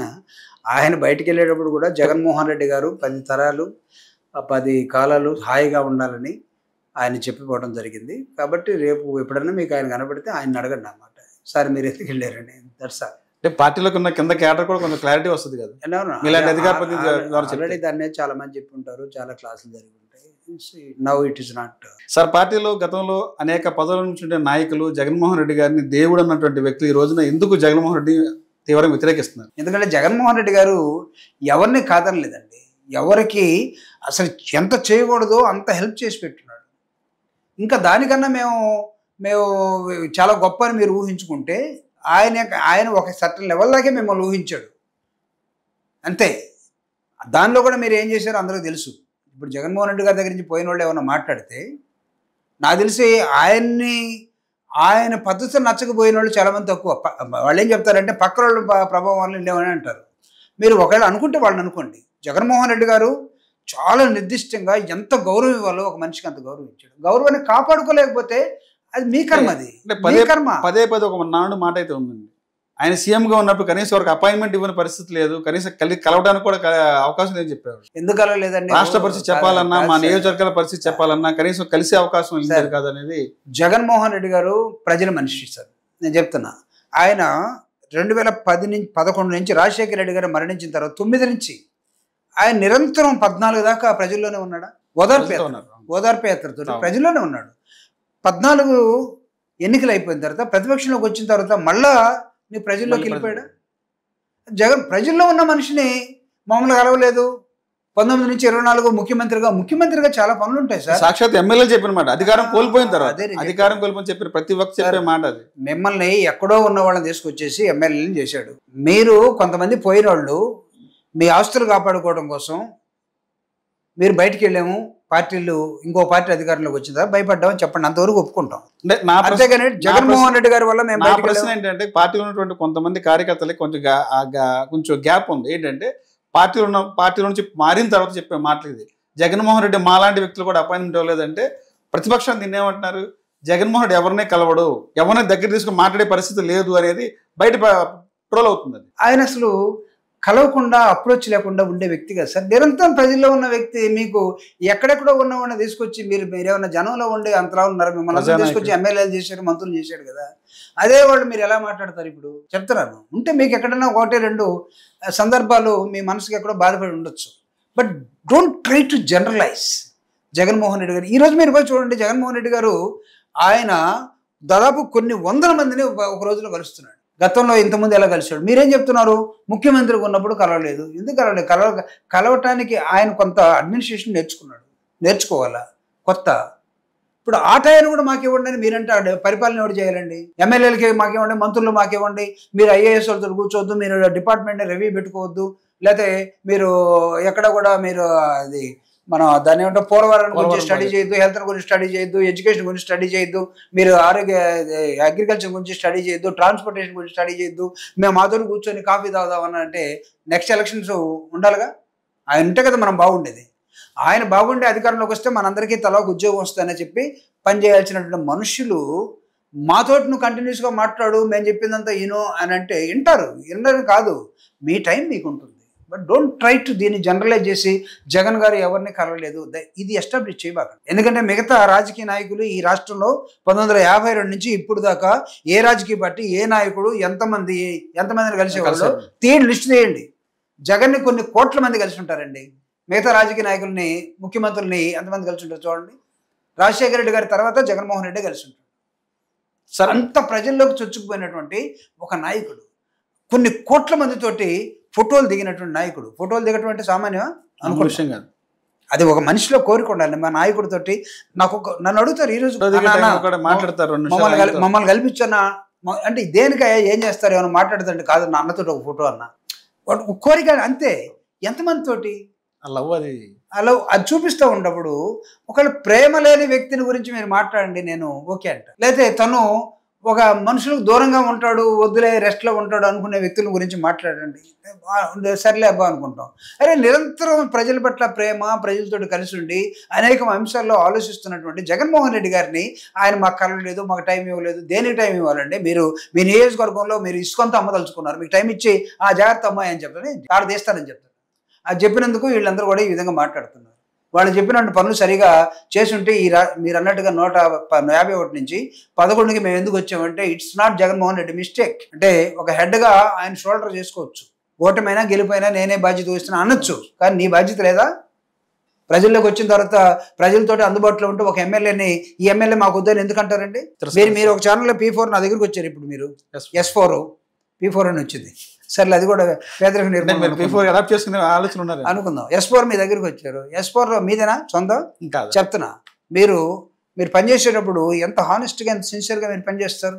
ఒకవేళ మీ మేనేజ్మెంట్కి మీకు ఏమన్నా చిన్న ప్రాబ్లం వస్తే మాట్లాడుకొని చేసుకుంటారు కదా. ఎక్కడ దాకా వెళ్ళిపోతే మా మేనేజ్మెంట్ అంతా చెప్తా అని అంటావు నువ్వు అనకూడదు కదా. నువ్వు గెలిచిన తర్వాత ఒక ఎమ్మెల్యేగా ఒక మంత్రిగా ఉన్న తర్వాత వాట్ వాజ్ యువర్ రోల్? అంటే ఒక్కసారి జనంలో గెలిచిన తర్వాత ఆ నాయకుడు అదే జనం వీడు మాకు వద్దని ఎందుకు అంటున్నారు? ఎందుకు అనిపించుకుంటున్నారు మీరు? అసలు ఎందుకు అనిపించుకోవడం? ప్రజల్లో ఉంటే అంటారా? మాట రాదు, అసలు రాదు కదా. ప్రజల కోసం మీరు ఉంటే అంటారా? మీ వ్యాపారాల కోసం మీరుండి, మీ సొంత పనుల కోసం మీరుండి ప్రజలు మిమ్మల్ని వద్దంటే జగన్మోహన్ రెడ్డి గారు మార్చిన తర్వాత మీరేంటి జగన్ మాకు గెలవలేదు? క్యా బాత్ కర్ రే? It's not correct. I will not agree at all. As a policy, I will not agree. Sir TDP ప్రధానంగా ఒక ప్రధానమైన ఆరోపణ చేస్తుంది. ఏదైతే ఉందో గత కొద్ది రోజుల క్రితం జరిగినటువంటి బై ఎలక్షన్లో ఒంటిమిట్ట కానీ పులివెందులు జరిగినటువంటి బై ఎలక్షన్లో జడ్పీటీసీ ఎన్నికల్లో సాక్షాత్తు పులివెందులు ప్రజలే తిరస్కరించారనేది చంద్రబాబు గారు చెప్తారు. ఆ బై ఎలక్షన్ సంబంధించిన పులివెందుల ఒంటిమిట్ట ఎలక్షన్ పై మీ అభిప్రాయం ఏంటి? సార్ అది అంత డిపాజిట్లు రాలేదని చెప్పి పెద్ద ప్రచారం జరిగింది. నిజంగా డిపాజిట్ రాలేదా, ప్రజలు తిరస్కరించారా జగన్మోహన్ రెడ్డిని అంటే ఏం చెప్తారు? దీన్ని ప్రజల చేతులకి సంకెళ్ళు వేసి నడిపించినటువంటి ఎన్నికలవి. ప్రజల గొంతులు నొక్కేసి ప్రజల్ని భయభ్రాంతులను చేసి ఆ ఒంటిమిట్ట పులివెందుల మీరన్న చోట ప్రజల్ని భయభ్రాంతులు చేసి పోలీసులను దించి కలెక్టర్లను అక్కడ పెట్టి మీ అధికార దర్పణం మొత్తాన్ని అక్కడ వాడి మీరు రిగ్గింగ్ చేసుకున్నటువంటి విధానం. అంతకు మించి వైఎస్ఆర్ కాంగ్రెస్ పార్టీకి అక్కడ డిపాజిట్లు రాలేదు, లేకపోతే వైఎస్ఆర్ పార్టీతోటి అక్కడ ప్రజలు లేరు, ఇవన్నీ ఇప్పుడు బండి ఒకసారి ఎలక్షన్ అయిపోయి సరే మీరు చేసేసుకున్నారు, మీరు చేసుకున్నారు, మీ నిర్బంధం ఏంటో చూపించారు, మీరు పోలీసులను వాడితే ఎలా వాడతారో చూపించారు, రిగ్గింగ్ చేస్తే మీరు ఇంకొక ప్రాంతం నుంచి ఒక మంత్రి వచ్చేసి ఎలా రిగ్గింగ్ చేస్తాడో ఆ బాక్స్ని ఎలా ఎత్తుకుపోయాడో ఇవన్నీ రికార్డ్ అయ్యి ఉన్నాయి. మానవ హక్కులు ఏమైపోయినాయో, ఓటు అనేది ఏమైపోయిందో, అయ్యో నా ఓటు నేను ఓటు వేసుకోకపోతే చచ్చిపోతానంటే అలా భావించే వాళ్ళని కూడా మీరు ఓటుకి ఏపోతారా చూసుకుందాం మేము వేసేసాను పో అని ఎలా నెట్టేశారో, ఎన్ని డబ్బులు కుమ్మరించారో దాన్ని ఎన్నికంటామా లేకపోతే దాన్ని ఒక నిర్బంధభరితంగా జరిగినటువంటి ఇదంటామా? అంటే ఓట్లకు సంబంధించినటువంటి ఒక స్లిప్ అయితే బయటకు అనౌన్స్ అయింది. ఈ రోజున మేము స్వేచ్ఛగా ఓటేసాము పులివెందులు అనేది అది పెద్ద హైలైట్ అయింది. అవును, వాస్తవంగా బై ఎలక్షన్ లో ఇప్పుడు వరకు ప్రజలకి స్వేచ్ఛగా జరగలేదంటారా? ఓటర్ని ఓటేయనీయకుండా దొంగలు చొరబడి ఓటర్ల ఓటు కూడా ఈడేసేసి మేము స్వేచ్ఛగా ఓటేసాను ఒక దొంగ చెప్తే మనం మాట్లాడుకోవాలి ఇక్కడ. అది అంటే సొంత నియోజకవర్గంలోనే మిమ్మల్ని తిరస్కరించారని చెప్తారు బీటెక్ రవి, ఆ పార్టీ ఇన్ఛార్జ్ అక్కడ పులివెందుల. నిజంగా ఆ పరిస్థితి ఉంటుందంటారా? పులివెందులో రాబోయే 29 ఎన్నికల్లో టీడీపీ జెండా పాతాము వస్తాయి కదా, పులివెందులు మాదే అంటున్నారు. 2029 ఎన్నికలు కూడా వస్తాయి కదా అనుకుందాం. ముందు రావచ్చు లేకపోతే అప్పుడు రావచ్చు. ఈ డీలిమిటేషను లేకపోతే పాపులేషన్ సెన్సస్ ఏమైనా జరిగిన తర్వాత ఎప్పుడు వస్తాయి కూడా తెలియదు. ఆ రోజు కూడా చూస్తాంగా. ఇప్పుడు జగన్మోహన్ రెడ్డి గారు ప్రజా పరిపాలన ఉందా లేకపోతే కూటమి ప్రభుత్వ ఓటర్లకి సంఖ్యలు వేసి ప్రజల నోళ్ళు గొంతులు నొక్కేసి మొన్న ఎలక్షన్ జరిగిందా? దేశం అంతా చూసింది కదండి. ఎలక్షన్ కమిషన్ ఇక్కడ ఉన్నటువంటి స్టేట్ ఎలక్షన్ కమిషన్కి ఎన్ని రిపోర్ట్లు ఇచ్చాం, ఎన్ని కంప్లైంట్ ఇచ్చాం, ఒకదాని మీద యాక్షన్ ఉందా? ఎందుకు లేదు? అధికారం నెత్తికెక్కిన తర్వాత మీరు ఎన్ని దరిద్రమైన కార్యక్రమాలు చేశారు అన్నీ చేశారు అక్కడ. అంతే. ఇట్ డజంట్ మీన్ దట్ అక్కడ ప్రజలందరూ కూడా వైఎస్ఆర్ కాంగ్రెస్ పార్టీని తిరస్కరించినట్టుగా మీ రికార్డుల్లో మీరు ఎందాక ఏదన్నారు చూడు, ఒక పుస్తకం రాజ్యాంగాన్ని మీ దాంట్లో మీరు రాసుకొని మీరు ఊరేగితే ఉంటే మేమేం చేయలేం. The day will come where people will liberate, where people will feel ఆ ఫ్రీడమ్ని వాళ్ళు ఫీల్ అయ్యే రోజు వస్తుంది, చూసుకుంటాం. సార్ పులివెందుల నియోజకవర్గానికి వైఎస్ కుటుంబం నుంచి ఎవరు కూడా నీరు ఇప్పటి వరకు తీసుకురాలేదు. కూటమి ప్రభుత్వం వచ్చిన తర్వాత సాక్షాత్ ఒక జడ్పీటీసీ తీసుకొచ్చారు వాటర్ అనేది టీడీపీ చెప్తారు. అంజనీ వాటర్ మండపల్లి చెరువుకు తీసుకొచ్చారు వాటర్ అంటారు. వైఎస్ రాజశేఖర గారు చేశారు, విజయమ్మ గారు చేశారు, జగన్ గారు చేశారు, వాళ్ళ బాబాయ్ చేశారు. కనీసం ఎవరు వాటర్ తీసుకురాలేదు. అంజనీ ద్వారా మా ప్రభుత్వమే తెచ్చింది వాటర్ అనేది బీటెక్ రవి చెప్తారు. నిజంగా ఆ పరిస్థితి ఉందంటారా పులివెందులు? అంటే రాజు నేను ఒక మాట చెప్తాను మీకు. అంజనీ ప్రాజెక్టు ప్రాసెస్ మీకు తెలుసు. అది ఎప్పుడు అది పురుడు పోసుకున్నది.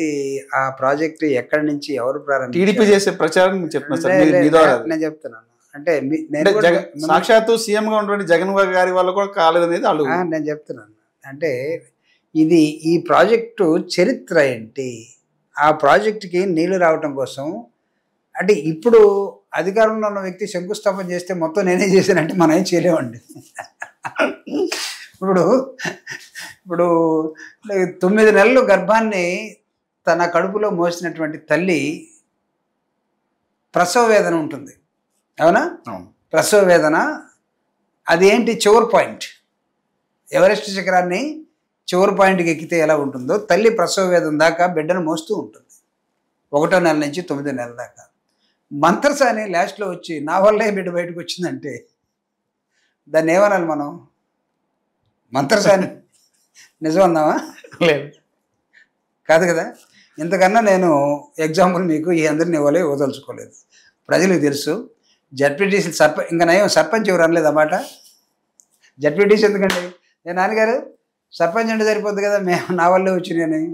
నేను నీకు ఈ మంత్రసాన్ని ఎగ్జాంపుల్ చెప్పాను, అది తీసుకుంటే సరిపోతుంది. సార్ రాష్ట్రంలో వైసీపీ పార్టీ ఉనికి కోల్పోతుందంట. దానిలో భాగంగా నిన్న ఏదైతే ఉందో రైతు పోర్ అని పెట్టారు. పార్టీ మనుగడ కోసం ఈ యొక్క రైతు పోర్ అంటారు. నిజంగా పార్టీ మనుగడ కోసం పెట్టారా, రైతుల పక్షాన పోరాటం? అది ప్రజల నుంచి పుట్టినటువంటి పార్టీ, ప్రజల కోసం పుట్టినటువంటి పార్టీ, అధికారంలోకి వచ్చి ప్రభుత్వం అంటే ఎలా ఉంటుందో చూయించిన ఒక ముద్ర వేసిన పార్టీ ఉనికిని కోల్పోవటం ఏంటి అసలు? There such type of question will not arise first of all. ఎందుకంటే there is no question of losing identity for YSR Congress party. YSR Congress party ఉనికిని కోల్పోయే ప్రమాదం ఉందని వాళ్ళు ఎవరైనా చంగలు కొట్టుకుంటే నేనేం చెప్పాను. వైఎస్ఆర్ కాంగ్రెస్ పార్టీ ఈరోజు ఏ ఉద్యమానికి జగన్మోహన్ రెడ్డి గారు కాల్ ఇచ్చినా దాన్ని స్వీకరించి ప్రజలు బయటకు వచ్చి ఉద్యమం ఉంటే ఎలా ఉంటుందో చూపించడానికి సిద్ధపడుతున్నారు. మేము ఉనికిని కోల్పోయే దశలో లేము. అవతల వాళ్ళు ఉనికి కాపాడుకోవడం కోసం చేస్తున్నటువంటి ఒక ప్రచారం ఇది. వైఎస్ఆర్ కాంగ్రెస్ పార్టీ విజృంభిస్తున్న పార్టీ. వాళ్ళ ఉనికిని కాపాడుకోవడం కోసం. నేను అనంతపూర్లో 3 జెండాలు పట్టుకొని తిరుగుతున్నారు. మీరు మీ S4లో ఉంటే వేసుకోండి. అది ఏం వాక్కది, నాకన్నా మీరే కూర్చుంటే నేను ఆడికి వస్తాగా. నేను కూడా 4 ప్రశ్నలు అడుగుతాను. మూడు పార్టీ నాయకులు జెండాలు పట్టుకుని చేశారు. 3 పార్టీల జెండాలు కాదు మళ్ళా ఆడెవరైనా కుర్రోళ్ళని పెట్టి తిప్పించారండి. అది వీళ్ళు కాదు, వాళ్ళే పోతే సూపర్ 6 సూపర్ హిట్ ఏదో పెట్టినారు అక్కడ. దట్ ఈస్ సార్ ప్రతిపక్ష హోదా అనేది ప్రజలు ఇచ్చేది, మేము ఇచ్చేది కాదని నిన్న సాక్షాత్తు చంద్రబాబు గారు చెప్తారు. సార్ నేను మీకు ప్రతిపక్ష హోదా మీద నేను ఒక అంశాన్ని మీకు చెప్తాను. నాకు టైం ఉందో లేదో తెలియదు, మీరు ముందు అడిగి ఉండాల్సింది ఈ ప్రశ్న. ఓకే. ఈ మధ్యలో ఈ టెలిఫోన్ ఎక్స్చేంజ్ లాగా పనిచేస్తుంటుంది. ఒకసారి నాకు మాట్లాడుకుంటూనే కొంత టైం ఇవ్వండి. అలాగే ఐ విల్ రీడ్ అవుట్. అసలు ప్రతిపక్ష హోదా, నేను ఎమ్మెల్సీగా 8 సంవత్సరాలు పనిచేశాను సార్. నాకు తెలిసి ఎమ్మెల్యేలు, మంత్రులు, ఎంపీలు ఆ పార్టీలో ఉండండి, కానీ మీకు రాజ్యాంగం తెలియకుండా, రూల్ బుక్ తెలియకుండా ప్రతిపక్ష పార్టీ జగన్కి ప్రజలు నిన్న సాక్షాత్ అనంతపురం మీటింగ్లో చెప్తారు, పబ్లిక్ మీటింగ్ ప్రజలు ఇవ్వలేదు మాకు ఇచ్చారు, ఇవన్నీ చెప్పి మీరు జనాల్ని, రాజ్యాంగాన్ని ఇబ్బంది పెట్టదు. మీకు చేత కాకపోతే మీరు అక్కడ ఆగండి. నేను చెప్తాను ప్రతిపక్ష పార్టీ హోదా ఎలా వస్తుందో. భారత రాజ్యాంగం ఎలక్ట్రల్ సిస్టంలోనే ఇది ఇంత వస్తే ప్రతిపక్ష పార్టీ అని ఎక్కడ లేదండి. It is only A convention. ఈ కన్వెన్షన్ కోసం ఈ కన్వెన్షన్స్ని మనం వాడుకునే విధానం. బ్రిటన్ రాజ్యాంగం ఉందా? లేదు. అవన్నీ కన్వెన్షన్ ద్వారా వెళ్ళిపోతూ ఉంటాయి. ఈ ప్రతిపక్ష హోదా అనే రాజకీయ పార్టీకి ఇవ్వాలా లేదనేది purely discretionary of the speaker. అది పార్లమెంట్ కానివ్వండి, అసెంబ్లీ కానివ్వండి, కౌన్సిల్ కానివ్వండి. అది దీన్ని తెలియకుండా మీకు 1/10 రాలేదు, 10% రాలేదు, ఇది లేదంటే 10% దేనికుంటుందంటే to function the meeting quorum is 10%. Quorum. నువ్వు ఒక సభను జరుపుకోవాలంటే నువ్వు ఒక 50 మంది ఉన్న సభలో 10% ఎంత వస్తుంది? 10% కోరం కోసం. సభ జరపాలంటే కనీసం ఇదిగో 20 మందిలో 4 ఉండాలి, 5 ఉండాలి. సో దానికోసం, ఆ కోరం కోసం ఉన్న దాన్ని మీరేం చెప్తున్నా అంటే ప్రతిపక్ష హోదా ఇవ్వాలంటే మీకు 10% వచ్చి ఉండాలా? దానికే నేను రాజ్యాంగం ఏం చెప్తున్నా నేను ఇప్పుడు నీకు చదివి వినిపిస్తాను. ఇదే ప్రతిపక్ష హోదా టైంలో గత గవర్నమెంట్లో మీ పార్టీ అధ్యక్షులు సీఎం జగన్మోహన్ రెడ్డి గారు మీలో ఉన్న వాళ్ళకి 2 తీసేస్తే నీకు ఆ హోదా కూడదని చెప్పారు. Let me talk about the present tense. The constitutional gap.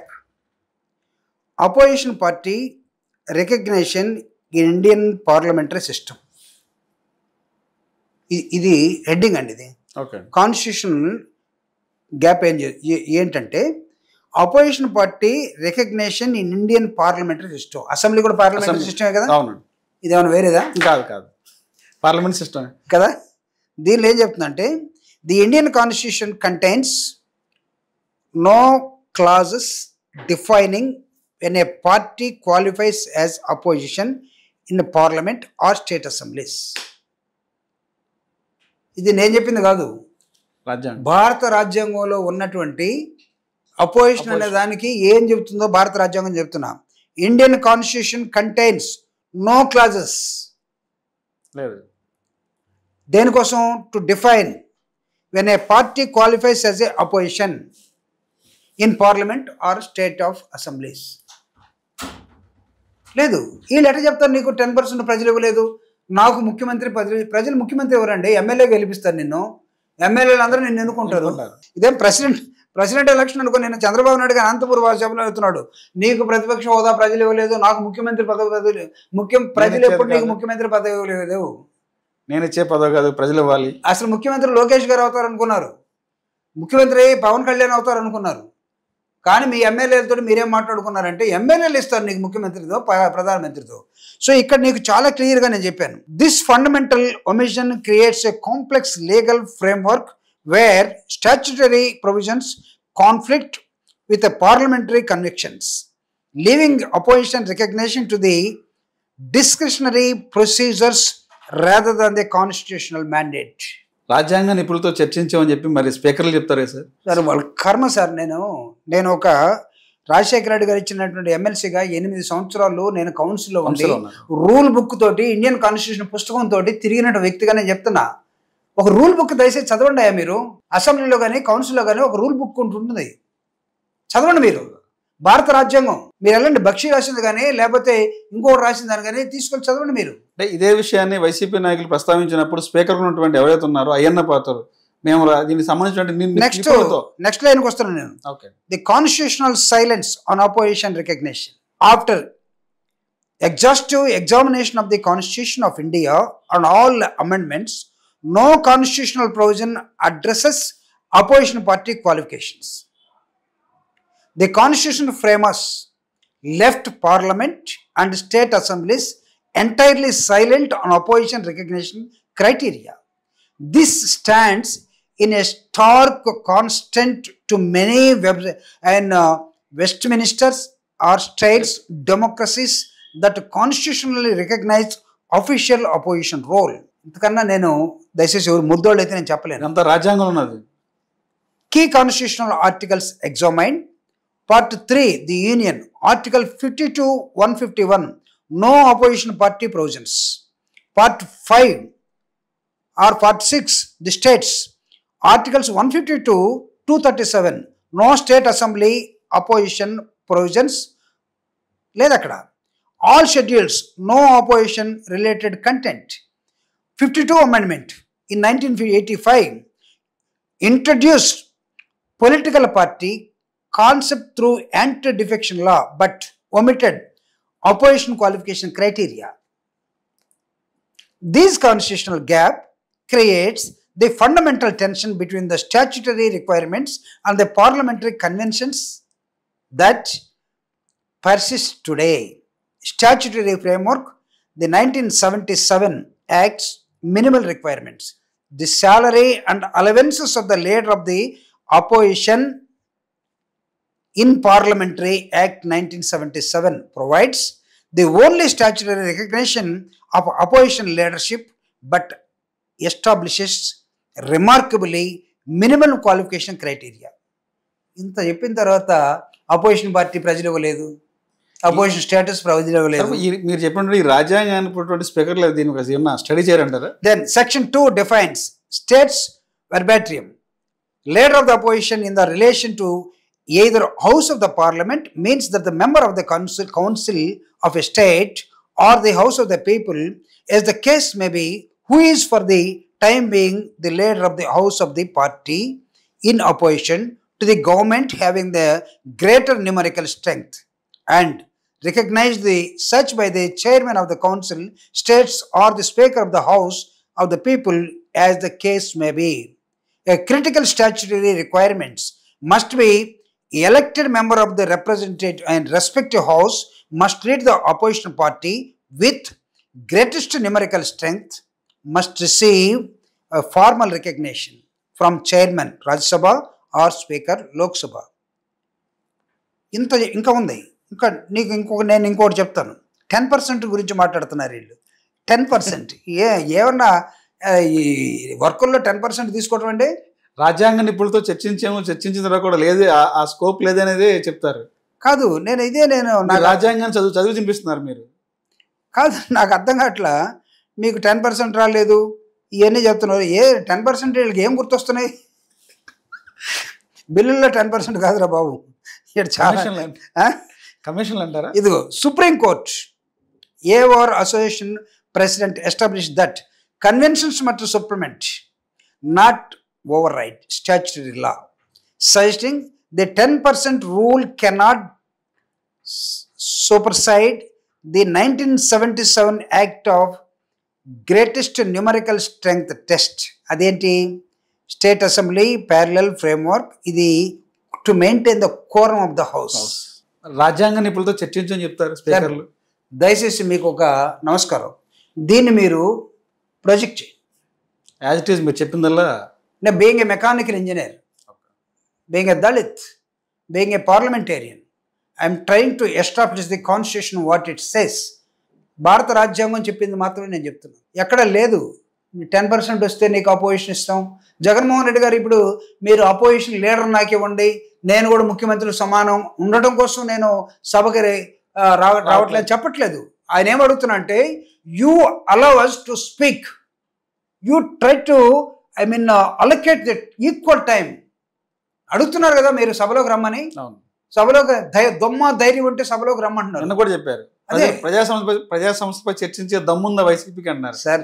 అసెంబ్లీకి రండి చర్చిద్దాం అంటున్నారు. నిజంగా వైసీపీకి దమ్ముంది అంటారు సార్ ఆయన చెప్పినట్టు? ఇప్పుడు నువ్వు అసెంబ్లీకి వెళ్ళాలంటే ముందు ఎలక్షన్లో నేను ఎన్నుకుంటారు, నువ్వు పోతావు. ఆడు మాట్లాడాలంటే నీకు ఇది కావాలి, కానీ నీకు కండలు పెంచుకొని నాకు దమ్ము ధైర్యం ఉంది అనుకుంటే అదేమి గొడ్డళ్ళు కత్తులు తుపాకులు బొమ్మలు పట్టుకొని పోయేది కాదు సార్. అసెంబ్లీ అంటే దమ్ము ధైర్యం ఉండడానికి. అవి ఎవరు పట్టుకుంటారు? కాస్త తెగించిన అసెంబ్లీకి రావాలంటే you must be A elected person first of all. తర్వాత నీకు అపోజిషన్ పార్టీని ఒకే ఒక పార్టీ కదా, 11 సీట్లు వస్తేమే ఒక సీట్ వస్తేమే నువ్వు టైం అలకేట్ చేయాల్సింది పోయే. నీకు 10% రాలేదు, you bloody 10%. It is not a ఇది కాదండి. ఇది try to understand the Indian constitution. భారత రాజ్యాంగం ఏం చెప్తుందో చూడండి. నేను ఈ క్వశ్చన్ ఇంకొక 3 సంవత్సరాలు వస్తుంది.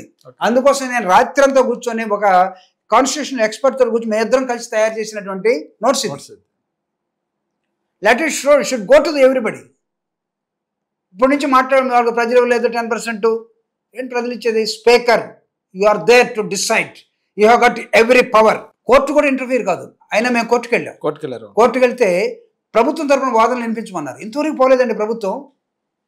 మేము వెళ్ళాం కోర్టుకి, అపోజిషన్ మాకు ఇవ్వమని. ప్రభుత్వం మీ వాదనలు చెప్పమన్నారు. ఎందుకు వెళ్ళలేదు వీళ్ళు? ఎందుకు నానేస్తున్నారు? నేను చెప్తున్నా, ఇక్కడ మీకు బుర్ర ఉంటే, దొమ్మ ధైర్యం ఉంటే కాదు, మీకు కాన్స్టిట్యూషనల్ వాల్యూస్ తెలుసుంటే you submit your opinion to the court. Court will declare. Court కూడా ఏం చెప్పబోతుందో నేను చెప్తున్నా. విత్ ప్రెసిడెన్సెస్ గతంలో చూపినటువంటి కోర్టులు డెమోక్రటిక్ ఇన్స్టిట్యూషన్స్లో, పార్లమెంట్లో కానీ, అసెంబ్లీలో కానీ, కౌన్సిల్లో కానీ స్పీకర్ కోసం స్వీకరించిన రూలింగ్ని కోర్టులు అంత తొందరగా తప్పని చెప్పవు. ఎక్సెప్ట్ తమిళనాడు గవర్నర్ విషయంలో మొన్న సుప్రీంకోర్టు చెప్పింది తప్ప. ఏది బిల్లుని you can reject, you can say okay, or otherwise president పంపించాలి. అంతేగాని నీ కింద వేసుకొని కూర్చోవడం కాదు. దాని క్వశ్చన్ చేసింది.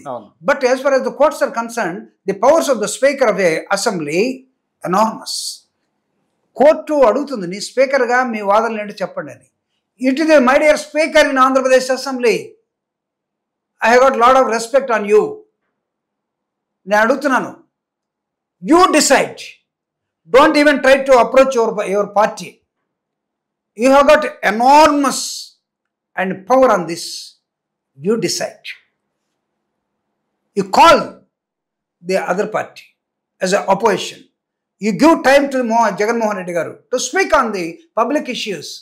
అంతేగాని అతను వస్తే మేమంతా చూస్తాం, అతను వస్తే మేము ఇబ్బంది పెడతాం అంటే అసెంబ్లీ రాకుండా వైసీపీ నాయకులు బయట రప్పా అని రంగులు వేస్తున్నారని చెప్పంటారు. జగన్మోహన్ రెడ్డి గారు ఒక ప్రెస్ మీట్లో ఆ రోజు నేను కూడా ఉన్నానండి. రఫా అని ఆయన అనలేదు, పక్కనోడు ఎవరు అంటే ఆయన ఊరికి ఇలా అన్నాడు. దానికి రఫా రంగులు వేయటం ఈ కాదు అసలు. ఆయన రఫా రంగులు వేస్తే ఆయన ఉన్నట్టు రంగులు కదా, రంగులు వేస్తున్నారు. అదే రంగులో ఏదో ఒకటి. ఆయన నిజంగా అలాంటి వ్యక్తి అయితే వీళ్ళందరూ ఈరోజు ఇంతలో ఎగురుతారండి.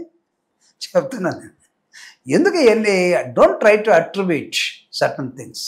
ఆయనకి లేనటువంటి వాటిని మీరు ఆపాదించకండి.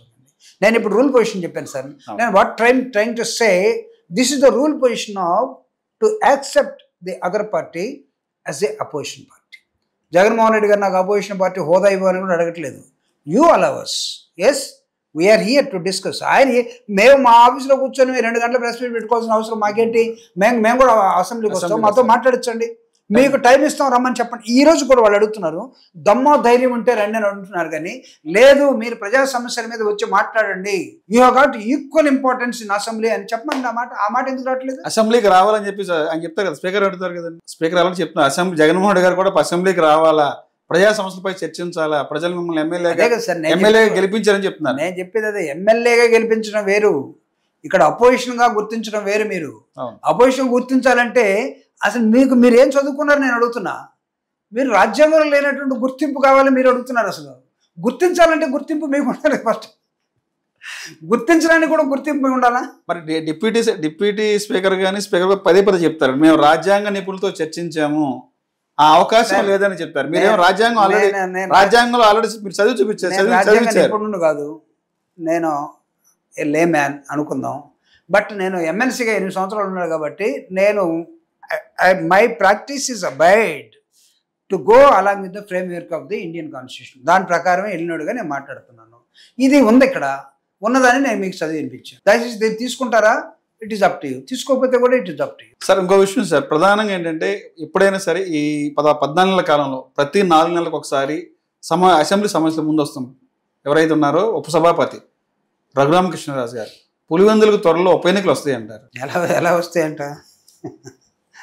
అసెంబ్లీకి రాకపోతే డిస్క్వాలిఫై అవుతారు, ఉప ఎన్నికలు వస్తాయి. అది ఎలా సాధ్యపడుతుంది అంటారు? అది కాదండి, మొన్నే వెళ్ళి జగన్మోహన్ రెడ్డి గారు సంతకం పెట్టించారు కదా, ఎలా వస్తాయి? ఎస్, ఒక member is continuously abstain to the council are assembly or 6 months కంటిన్యూస్గా అబ్స్టైన్ అయితే అక్కడ ఆ క్వశ్చన్ అరైజ్ అవుతుంది. అదేం లేదే, జగన్మోహన్ రెడ్డి గారు రీసెంట్గా వెళ్ళి వచ్చారు కదా, మా వాళ్ళు ఎమ్మెల్యేలు అందరూ కూడా వెళ్ళి సంతకాలు పెట్టి వచ్చారు కదా. అక్కడేంది, ఒక సంతకం కావాలంతే, సంతకం పెట్టి వచ్చారు. It is present. ఎలా వస్తాయి నీకు? We never boycott election, assembly. మేము దాని మీద బాయ్కట్ చేసి బయటకు వెళ్ళలేదు.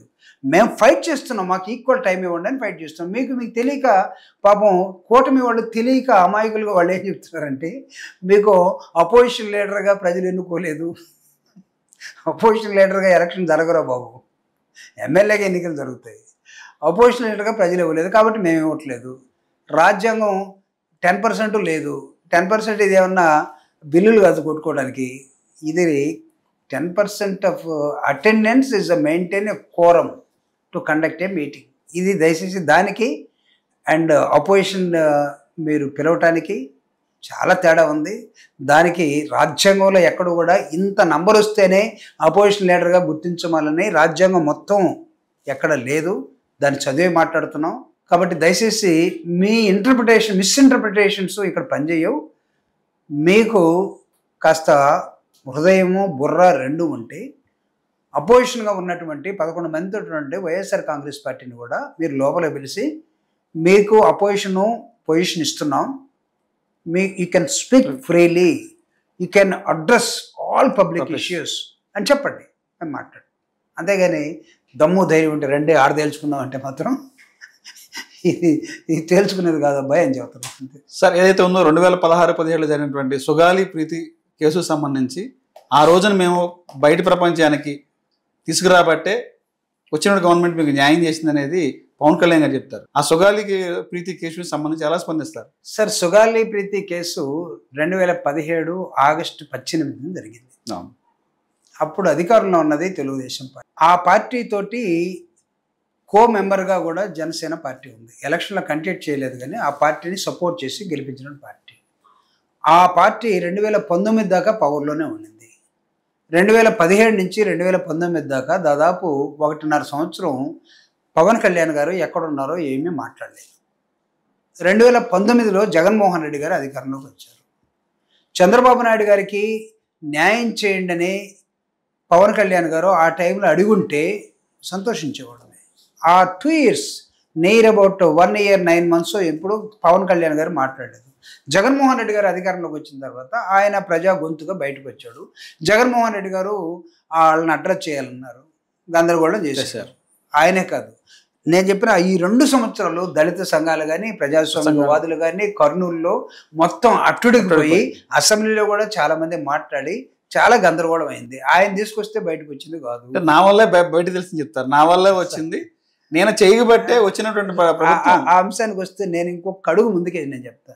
2017 ఆగస్టు 18వ తేదీ నాడు నేను అనంతపూర్లో ఒక పబ్లిక్ మీటింగ్ అడ్రస్ చేసి నేను హైదరాబాద్ వస్తూ ఉంటే మార్గ మధ్యంలో కర్నూలులో సుగాలి ప్రీతి అనే ఒక అమ్మాయిని రేప్ చేసి గ్యాంగ్ రేప్ చేసి ఉరేసి చంపేశారు, మర్డర్ చేశారని ధర్నా చేస్తున్నటువంటి కర్నూలు ఆ ధర్నాలో మాట్లాడినటువంటి వ్యక్తిని నేను ఇమ్మీడియట్గా వాళ్ళని అరెస్ట్ చేయాలని.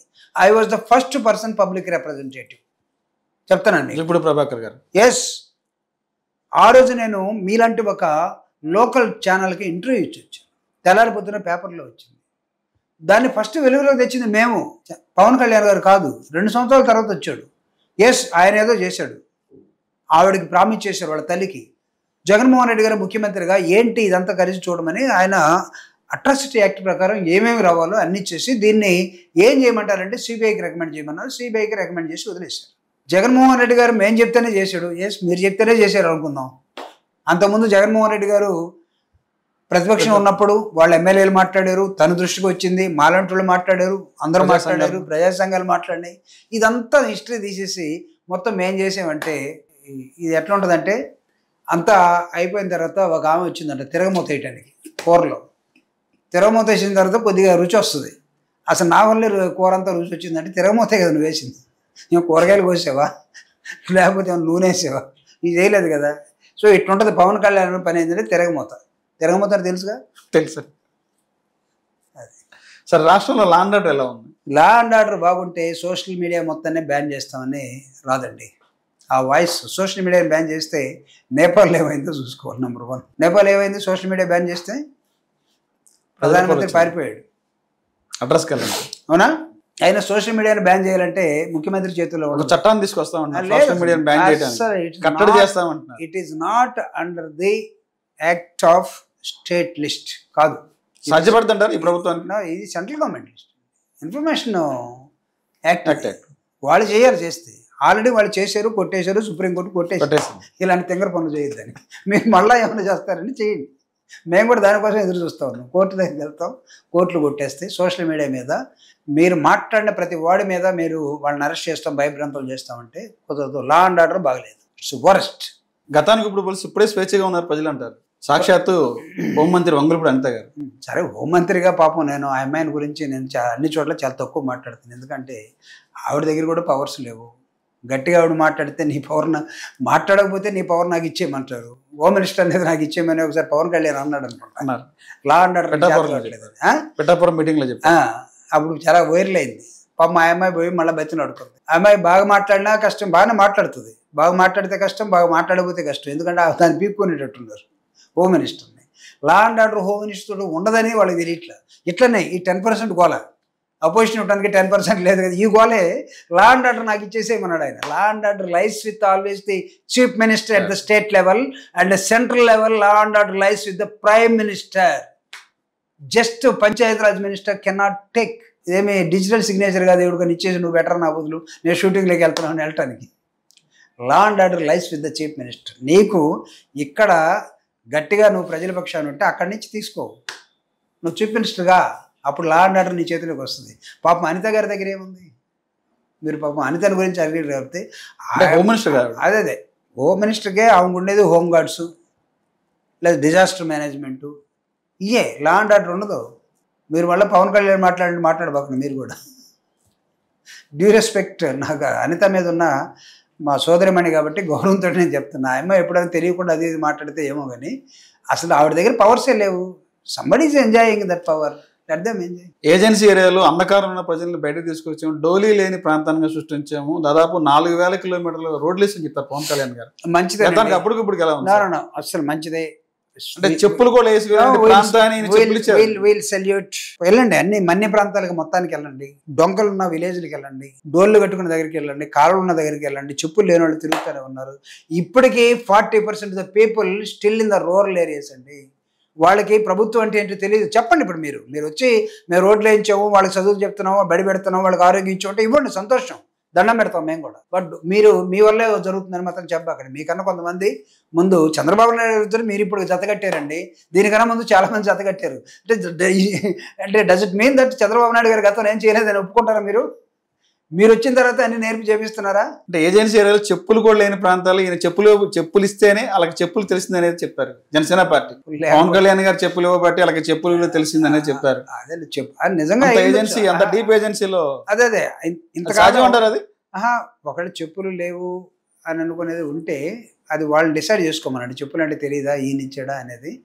మన హాస్యాస్పదంగా కొన్ని అంశాలు వాళ్ళు మాట్లాడినంత ఈజీగా నేను మాట్లాడలేను సార్. నాకు ఆ ప్రాబ్లం. మీరు సామాజిక ఉద్యమాలు చేశారు కదా, అదే నేను చెప్తుంది. సామాజిక ఉద్యమాలు చేశారు, ప్రజాస్వామ్యంలో పోరాడారు మీరు. అందుకే నేను చెప్పేది కొన్ని అంత సాధ్యం అంటారా నేను అడిగేది. వాళ్ళకి చెప్పులు ఏంటో ఈయనే చూయించి ఈయనే తీసుకెళ్ళి వేస్తే వాళ్ళు వేసుకున్న దశలో ఉన్నారంటే ఇది ఈ నవ్వాలో ఎడవాలో నాకు అర్థం కావట్లేదు ఇలాంటి స్టేట్మెంట్. వాళ్ళు చెప్పులు కొనుక్కునే స్తోమత లేదు, వాళ్ళ జీవన విధానం అంతా కూడా వేరుగా ఉంది, ఆర్థిక పరిస్థితులు బాగలేవు, వాటిని మెరుగుపరచడం కోసం నేను చెప్పులు ఇచ్చానంటే సంతోషం. అంతేగాని అసలు వాళ్ళకి చెప్పులే తెలియదు, కొంతమంది తెలియకపోవచ్చు. అంటే తెలియకపోవడం అంటే దాని అర్థం ఏంటంటే ట్రైబల్స్ ఈరోజు కూడా మనలాగా బట్టలు వేసుకోరండి, అసలు బట్టలు లేకుండా కూడా ఉంటారు. They are nomads, nomadic life అది. ఈరోజు కూడా ఇంత మోడర్నైజ్ అయిన ప్రపంచంలో దెర్ ఆర్ ఏరియాస్ ఇప్పుడు కూడా అసలు ఒక ఆటవిక రాజ్యంగా ఉన్నాయి. ఇంకా పొరపాటున వాళ్ళ దగ్గరికి వెళ్ళి వాళ్ళకి నేనే గోసి పెట్టుకోవడం నేర్పించానంటే నేనేం చేయలేను సార్, వదిలేద్దా. సార్ కూటమి ప్రభుత్వం సూపర్ 6కి వైసీపీ పార్టీ నవరత్నాల మధ్య ఎలా ఉంది? రెండు మధ్య తేడా ఏంటంటే వైఎస్ఆర్ కాంగ్రెస్ పార్టీ సంక్షేమ కార్యక్రమాలని you cannot compare with super 6 అండి. జగన్మోహన్ రెడ్డి గారు వెల్ఫేర్ యాక్టివిటీస్ అన్ని కూడా ఎవ్రీథింగ్ ఈజ్ బియాండ్. ఇక వీళ్ళు మాదే బాగుంది అనుకుంటే it is up to them. Sir ఏంటి టీడీపీ పార్టీ గేట్లు తీస్తే వైసీపీ ఒక జగన్మోహన్ రెడ్డి తప్ప మొత్తం మా పార్టీలోకి వచ్చేస్తారంటారు. నిజంగా పరిస్థితి ఉందంటారు? మీరంతా టీడీపీకి వెళ్ళిపోతారా? పొరపాటున ఏదన్నా గేట్ తీస్తారే, మొన్న బుడమేరులో అట్లా లోకేష్ గారు చెప్తున్నారు, అదే చెప్తున్నారు. మేము గేట్లు ఒకసారి తీపితే ఒక జగన్మోహన్ రెడ్డి గారు మినహాయించి మొత్తం మా పార్టీకి వస్తా సిద్ధంగా ఉన్నా అంటున్నారు. అదే సార్, బెజవాడ ఎందుకు మునిగిపోయిందంటే తెలియక ఒక ఎత్తాల్సిన గేట్ ఎత్తకుండా వేరే గేట్ ఎత్తారట. బెజవాడ మునిగిపోయింది, ఇబ్బంది పడ్డారు. ఎందుకు వదిలేసండి, గేట్లు ఎత్తుతారా ఉంచుతారా అని పెట్టుకోండి. మీరు జుబ్బుడు గారు వైసీపీలో ఉంటారా, మన పార్టీ మారే అవకాశం ఉందంటారు? ఇలాంటి ప్రశ్నలు మీరు అడగకూడదు. ఫస్ట్ ఆఫ్ ఆల్ నెంబర్ 1, నేను ఇంత చెప్పిన తర్వాత మీరు మళ్ళీ మొదలుకు వచ్చేసి అమాయకుల్లాగా ఈ క్వశ్చన్ కట్ చేయండి. ఫస్ట్ రిమూవ్ తీసుకొస్తాను. ఓకే, మీరు వేసుకుని కూడా వేసుకోండి, నేను రిమూవ్ చేయమన్నది కూడా వేసుకోండి. ఫస్ట్ ఈ రిమూవ్ తీసుకొస్తాను. అంటే చాలా మంది మా పార్టీ రావడానికి సిద్ధంగా ఉన్నారని చెప్పంటారు. సాక్షాత్ లోకేష్ గారు అదే నేను గేట్ల విషయంలో చెప్పాను కదా, బొడమేరు వాగులాగా ఉంటుంది ఇది గేట్, అంతే. ఏం మునుగుద్ది? విజయవాడ మునిగింది. అప్పుడు మీరు గేట్లు ఎత్తితే మునిగేది మీదే.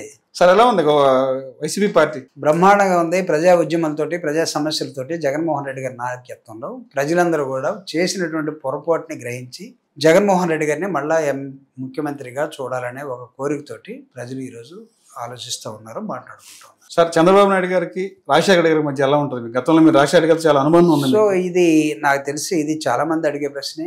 ఇద్దరు 2 మనస్తత్వాలు ఉన్నటువంటి గొప్ప నాయకులు. ప్రజాస్వామ్యంలో రాజశేఖర రెడ్డి గారు లాంటి మిషనరీ మనస్తత్వం కలిగి ముఖ్యమంత్రిగా వచ్చిన తర్వాత చాలామంది ఫెయిల్ అవుతారు. కానీ రాజశేఖర రెడ్డి గారి వెలుగులన్నీ కూడా తను ముఖ్యమంత్రి అయిన తర్వాత అయ్యో ఇంత గొప్ప నాయకుడు ఇతను అనేది ప్రజలు తెలుసుకున్నారు. కానీ ఆ విషయంలో చంద్రబాబు నాయుడు గారి స్టైల్ వేరు, రాజశేఖర రెడ్డి గారి స్టైల్ వేరు. రాజశేఖర రెడ్డి గారు ఒక అద్భుతమైనటువంటి ప్రజా నాయకుడుగా, లీడర్గా, ముఖ్యమంత్రిగా, ప్రధానంగా అడ్మినిస్ట్రేషన్లో ఒక ముఖ్యమంత్రి ఎలా ఉండాలని ప్రజలు కోరుకుంటారో అవతల వర్గం కూడా అలానే ఉండి చూయించి అందరినీ అట్రాక్ట్ చేసి ప్రభుత్వం అంటే మీది, ప్రభుత్వంలోకి ఒకసారి వచ్చిన తర్వాత ఆ పార్టీ ఈ పార్టీ అనేది లేదబ్బాయి, కమ్యూనిస్టులని లేకపోతే బీఎస్పీని వేకర్ సెక్షన్స్గా ఉన్నట్టు వాయిసెస్ మొత్తాన్ని దగ్గరికి తీసి ఆదరించి ప్రజాస్వామ్యబద్ధంగా ప్రజల తరపున మీరు మాట్లాడుతున్నారు కాబట్టి ప్రజలకు ఏది కావాలో దాని మీద మీరు మేము కలిసి పనిచేద్దాం అనే దృక్పథం కలిగినటువంటి గొప్ప నాయకుడు రాజశేఖర్. సార్ రాష్ట్రంలో డబుల్ ఇంజిన్ సర్కార్ నడుస్తుందని చెప్తారు. నిజంగా డబుల్ ఇంజిన్ సర్కార్ నడుస్తుందంటారు? ఇదేమన్నా హెలికాప్టర్ అండి డబుల్ ఇంజిన్ ఉండటానికి, లేకపోతే విమానమా? ప్రభుత్వాలు డబుల్ ఇంజిన్లు ఉండవు. ఏ ఇంజిన్ ఆ ఇంజినే. వాళ్ళు అనుకుంటే మనం ఏం చేయాలి. ఒక మాటలో చెప్పాలంటే రాజశేఖర రెడ్డి గారు అంటే ఏం చెప్తారు? రాజశేఖర రెడ్డి గారు ఒక పెద్ద మిషనరీ మనస్తత్వం ఉన్నటువంటి గొప్ప నాయకుడు అండి. మిషనరీ మనస్తత్వం అంటే మీకు తెలుసు, పేదల కోసం, అట్టడుగు వర్గాల కోసం, ఆ ప్రాంత అభివృద్ధి కోసం, సమాజ అభివృద్ధి కోసం వాళ్ళని త్యాగం వైపు మలుచుకొని ప్రజల కోసం పనిచేసే మనస్తత్వాలే మిషనరీ మనస్తత్వం. మిషనరీ అంటే బ్రిటిష్ వాళ్ళది కాదు. So opening your heart and expanding your heart, హృదయాన్ని పరిచి పనిచేయటమే రాజశేఖర రెడ్డి. చంద్రబాబు గారు ఏం చెప్తారు? ఇక్కడ ఆపేసేయండి.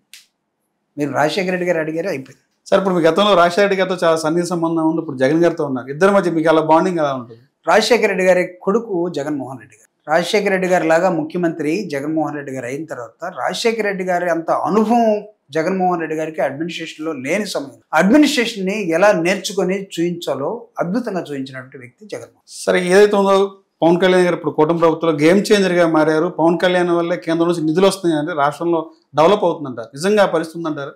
ఒకవేళ ఉండే పని అయితే my request the honourable Pawan Kalyan Panchayati Raj minister, దయచేసి ప్రత్యేక హోదాని ఇంతకుముందు మీరు పోరాడినట్టుగా పాచిపోయిన లడ్డు అనుకుండా దాన్ని కూడా తీసుకురండి. మీ ద్వారా వచ్చిందని మేము చెప్పుకుంటాం. లిక్కర్ స్కామ్ పోలవరాన్ని నిన్న మాధవ్ బీజేపీ అధ్యక్షుడు ఇంకొక 2 సంవత్సరాల్లో కడతా ఉన్నాడు. చంద్రబాబు నాయుడు గారు ఈ సంవత్సరంలో కంప్లీట్ చేస్తూ ఉన్నారు.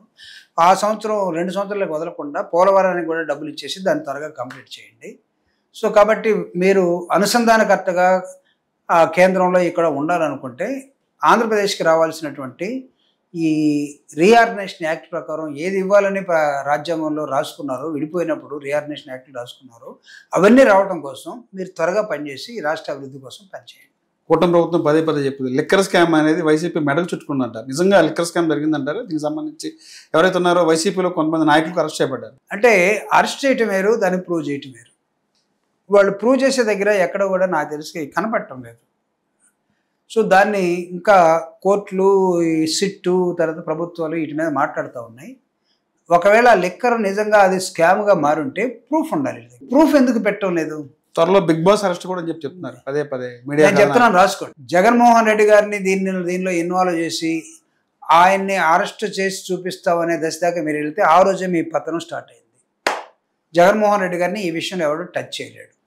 ఒకవేళ మీరు చేసి చూపిస్తాం అనుకుంటే ఆ రోజు మీ పతనం స్టార్ట్ అవుతుంది. కావాలనుకుంటే చేయండి. థ్యాంక్ యూ సార్, మీ వివరణ మాకు ఇచ్చాను. ధన్యవాదాలు. Thank you so much.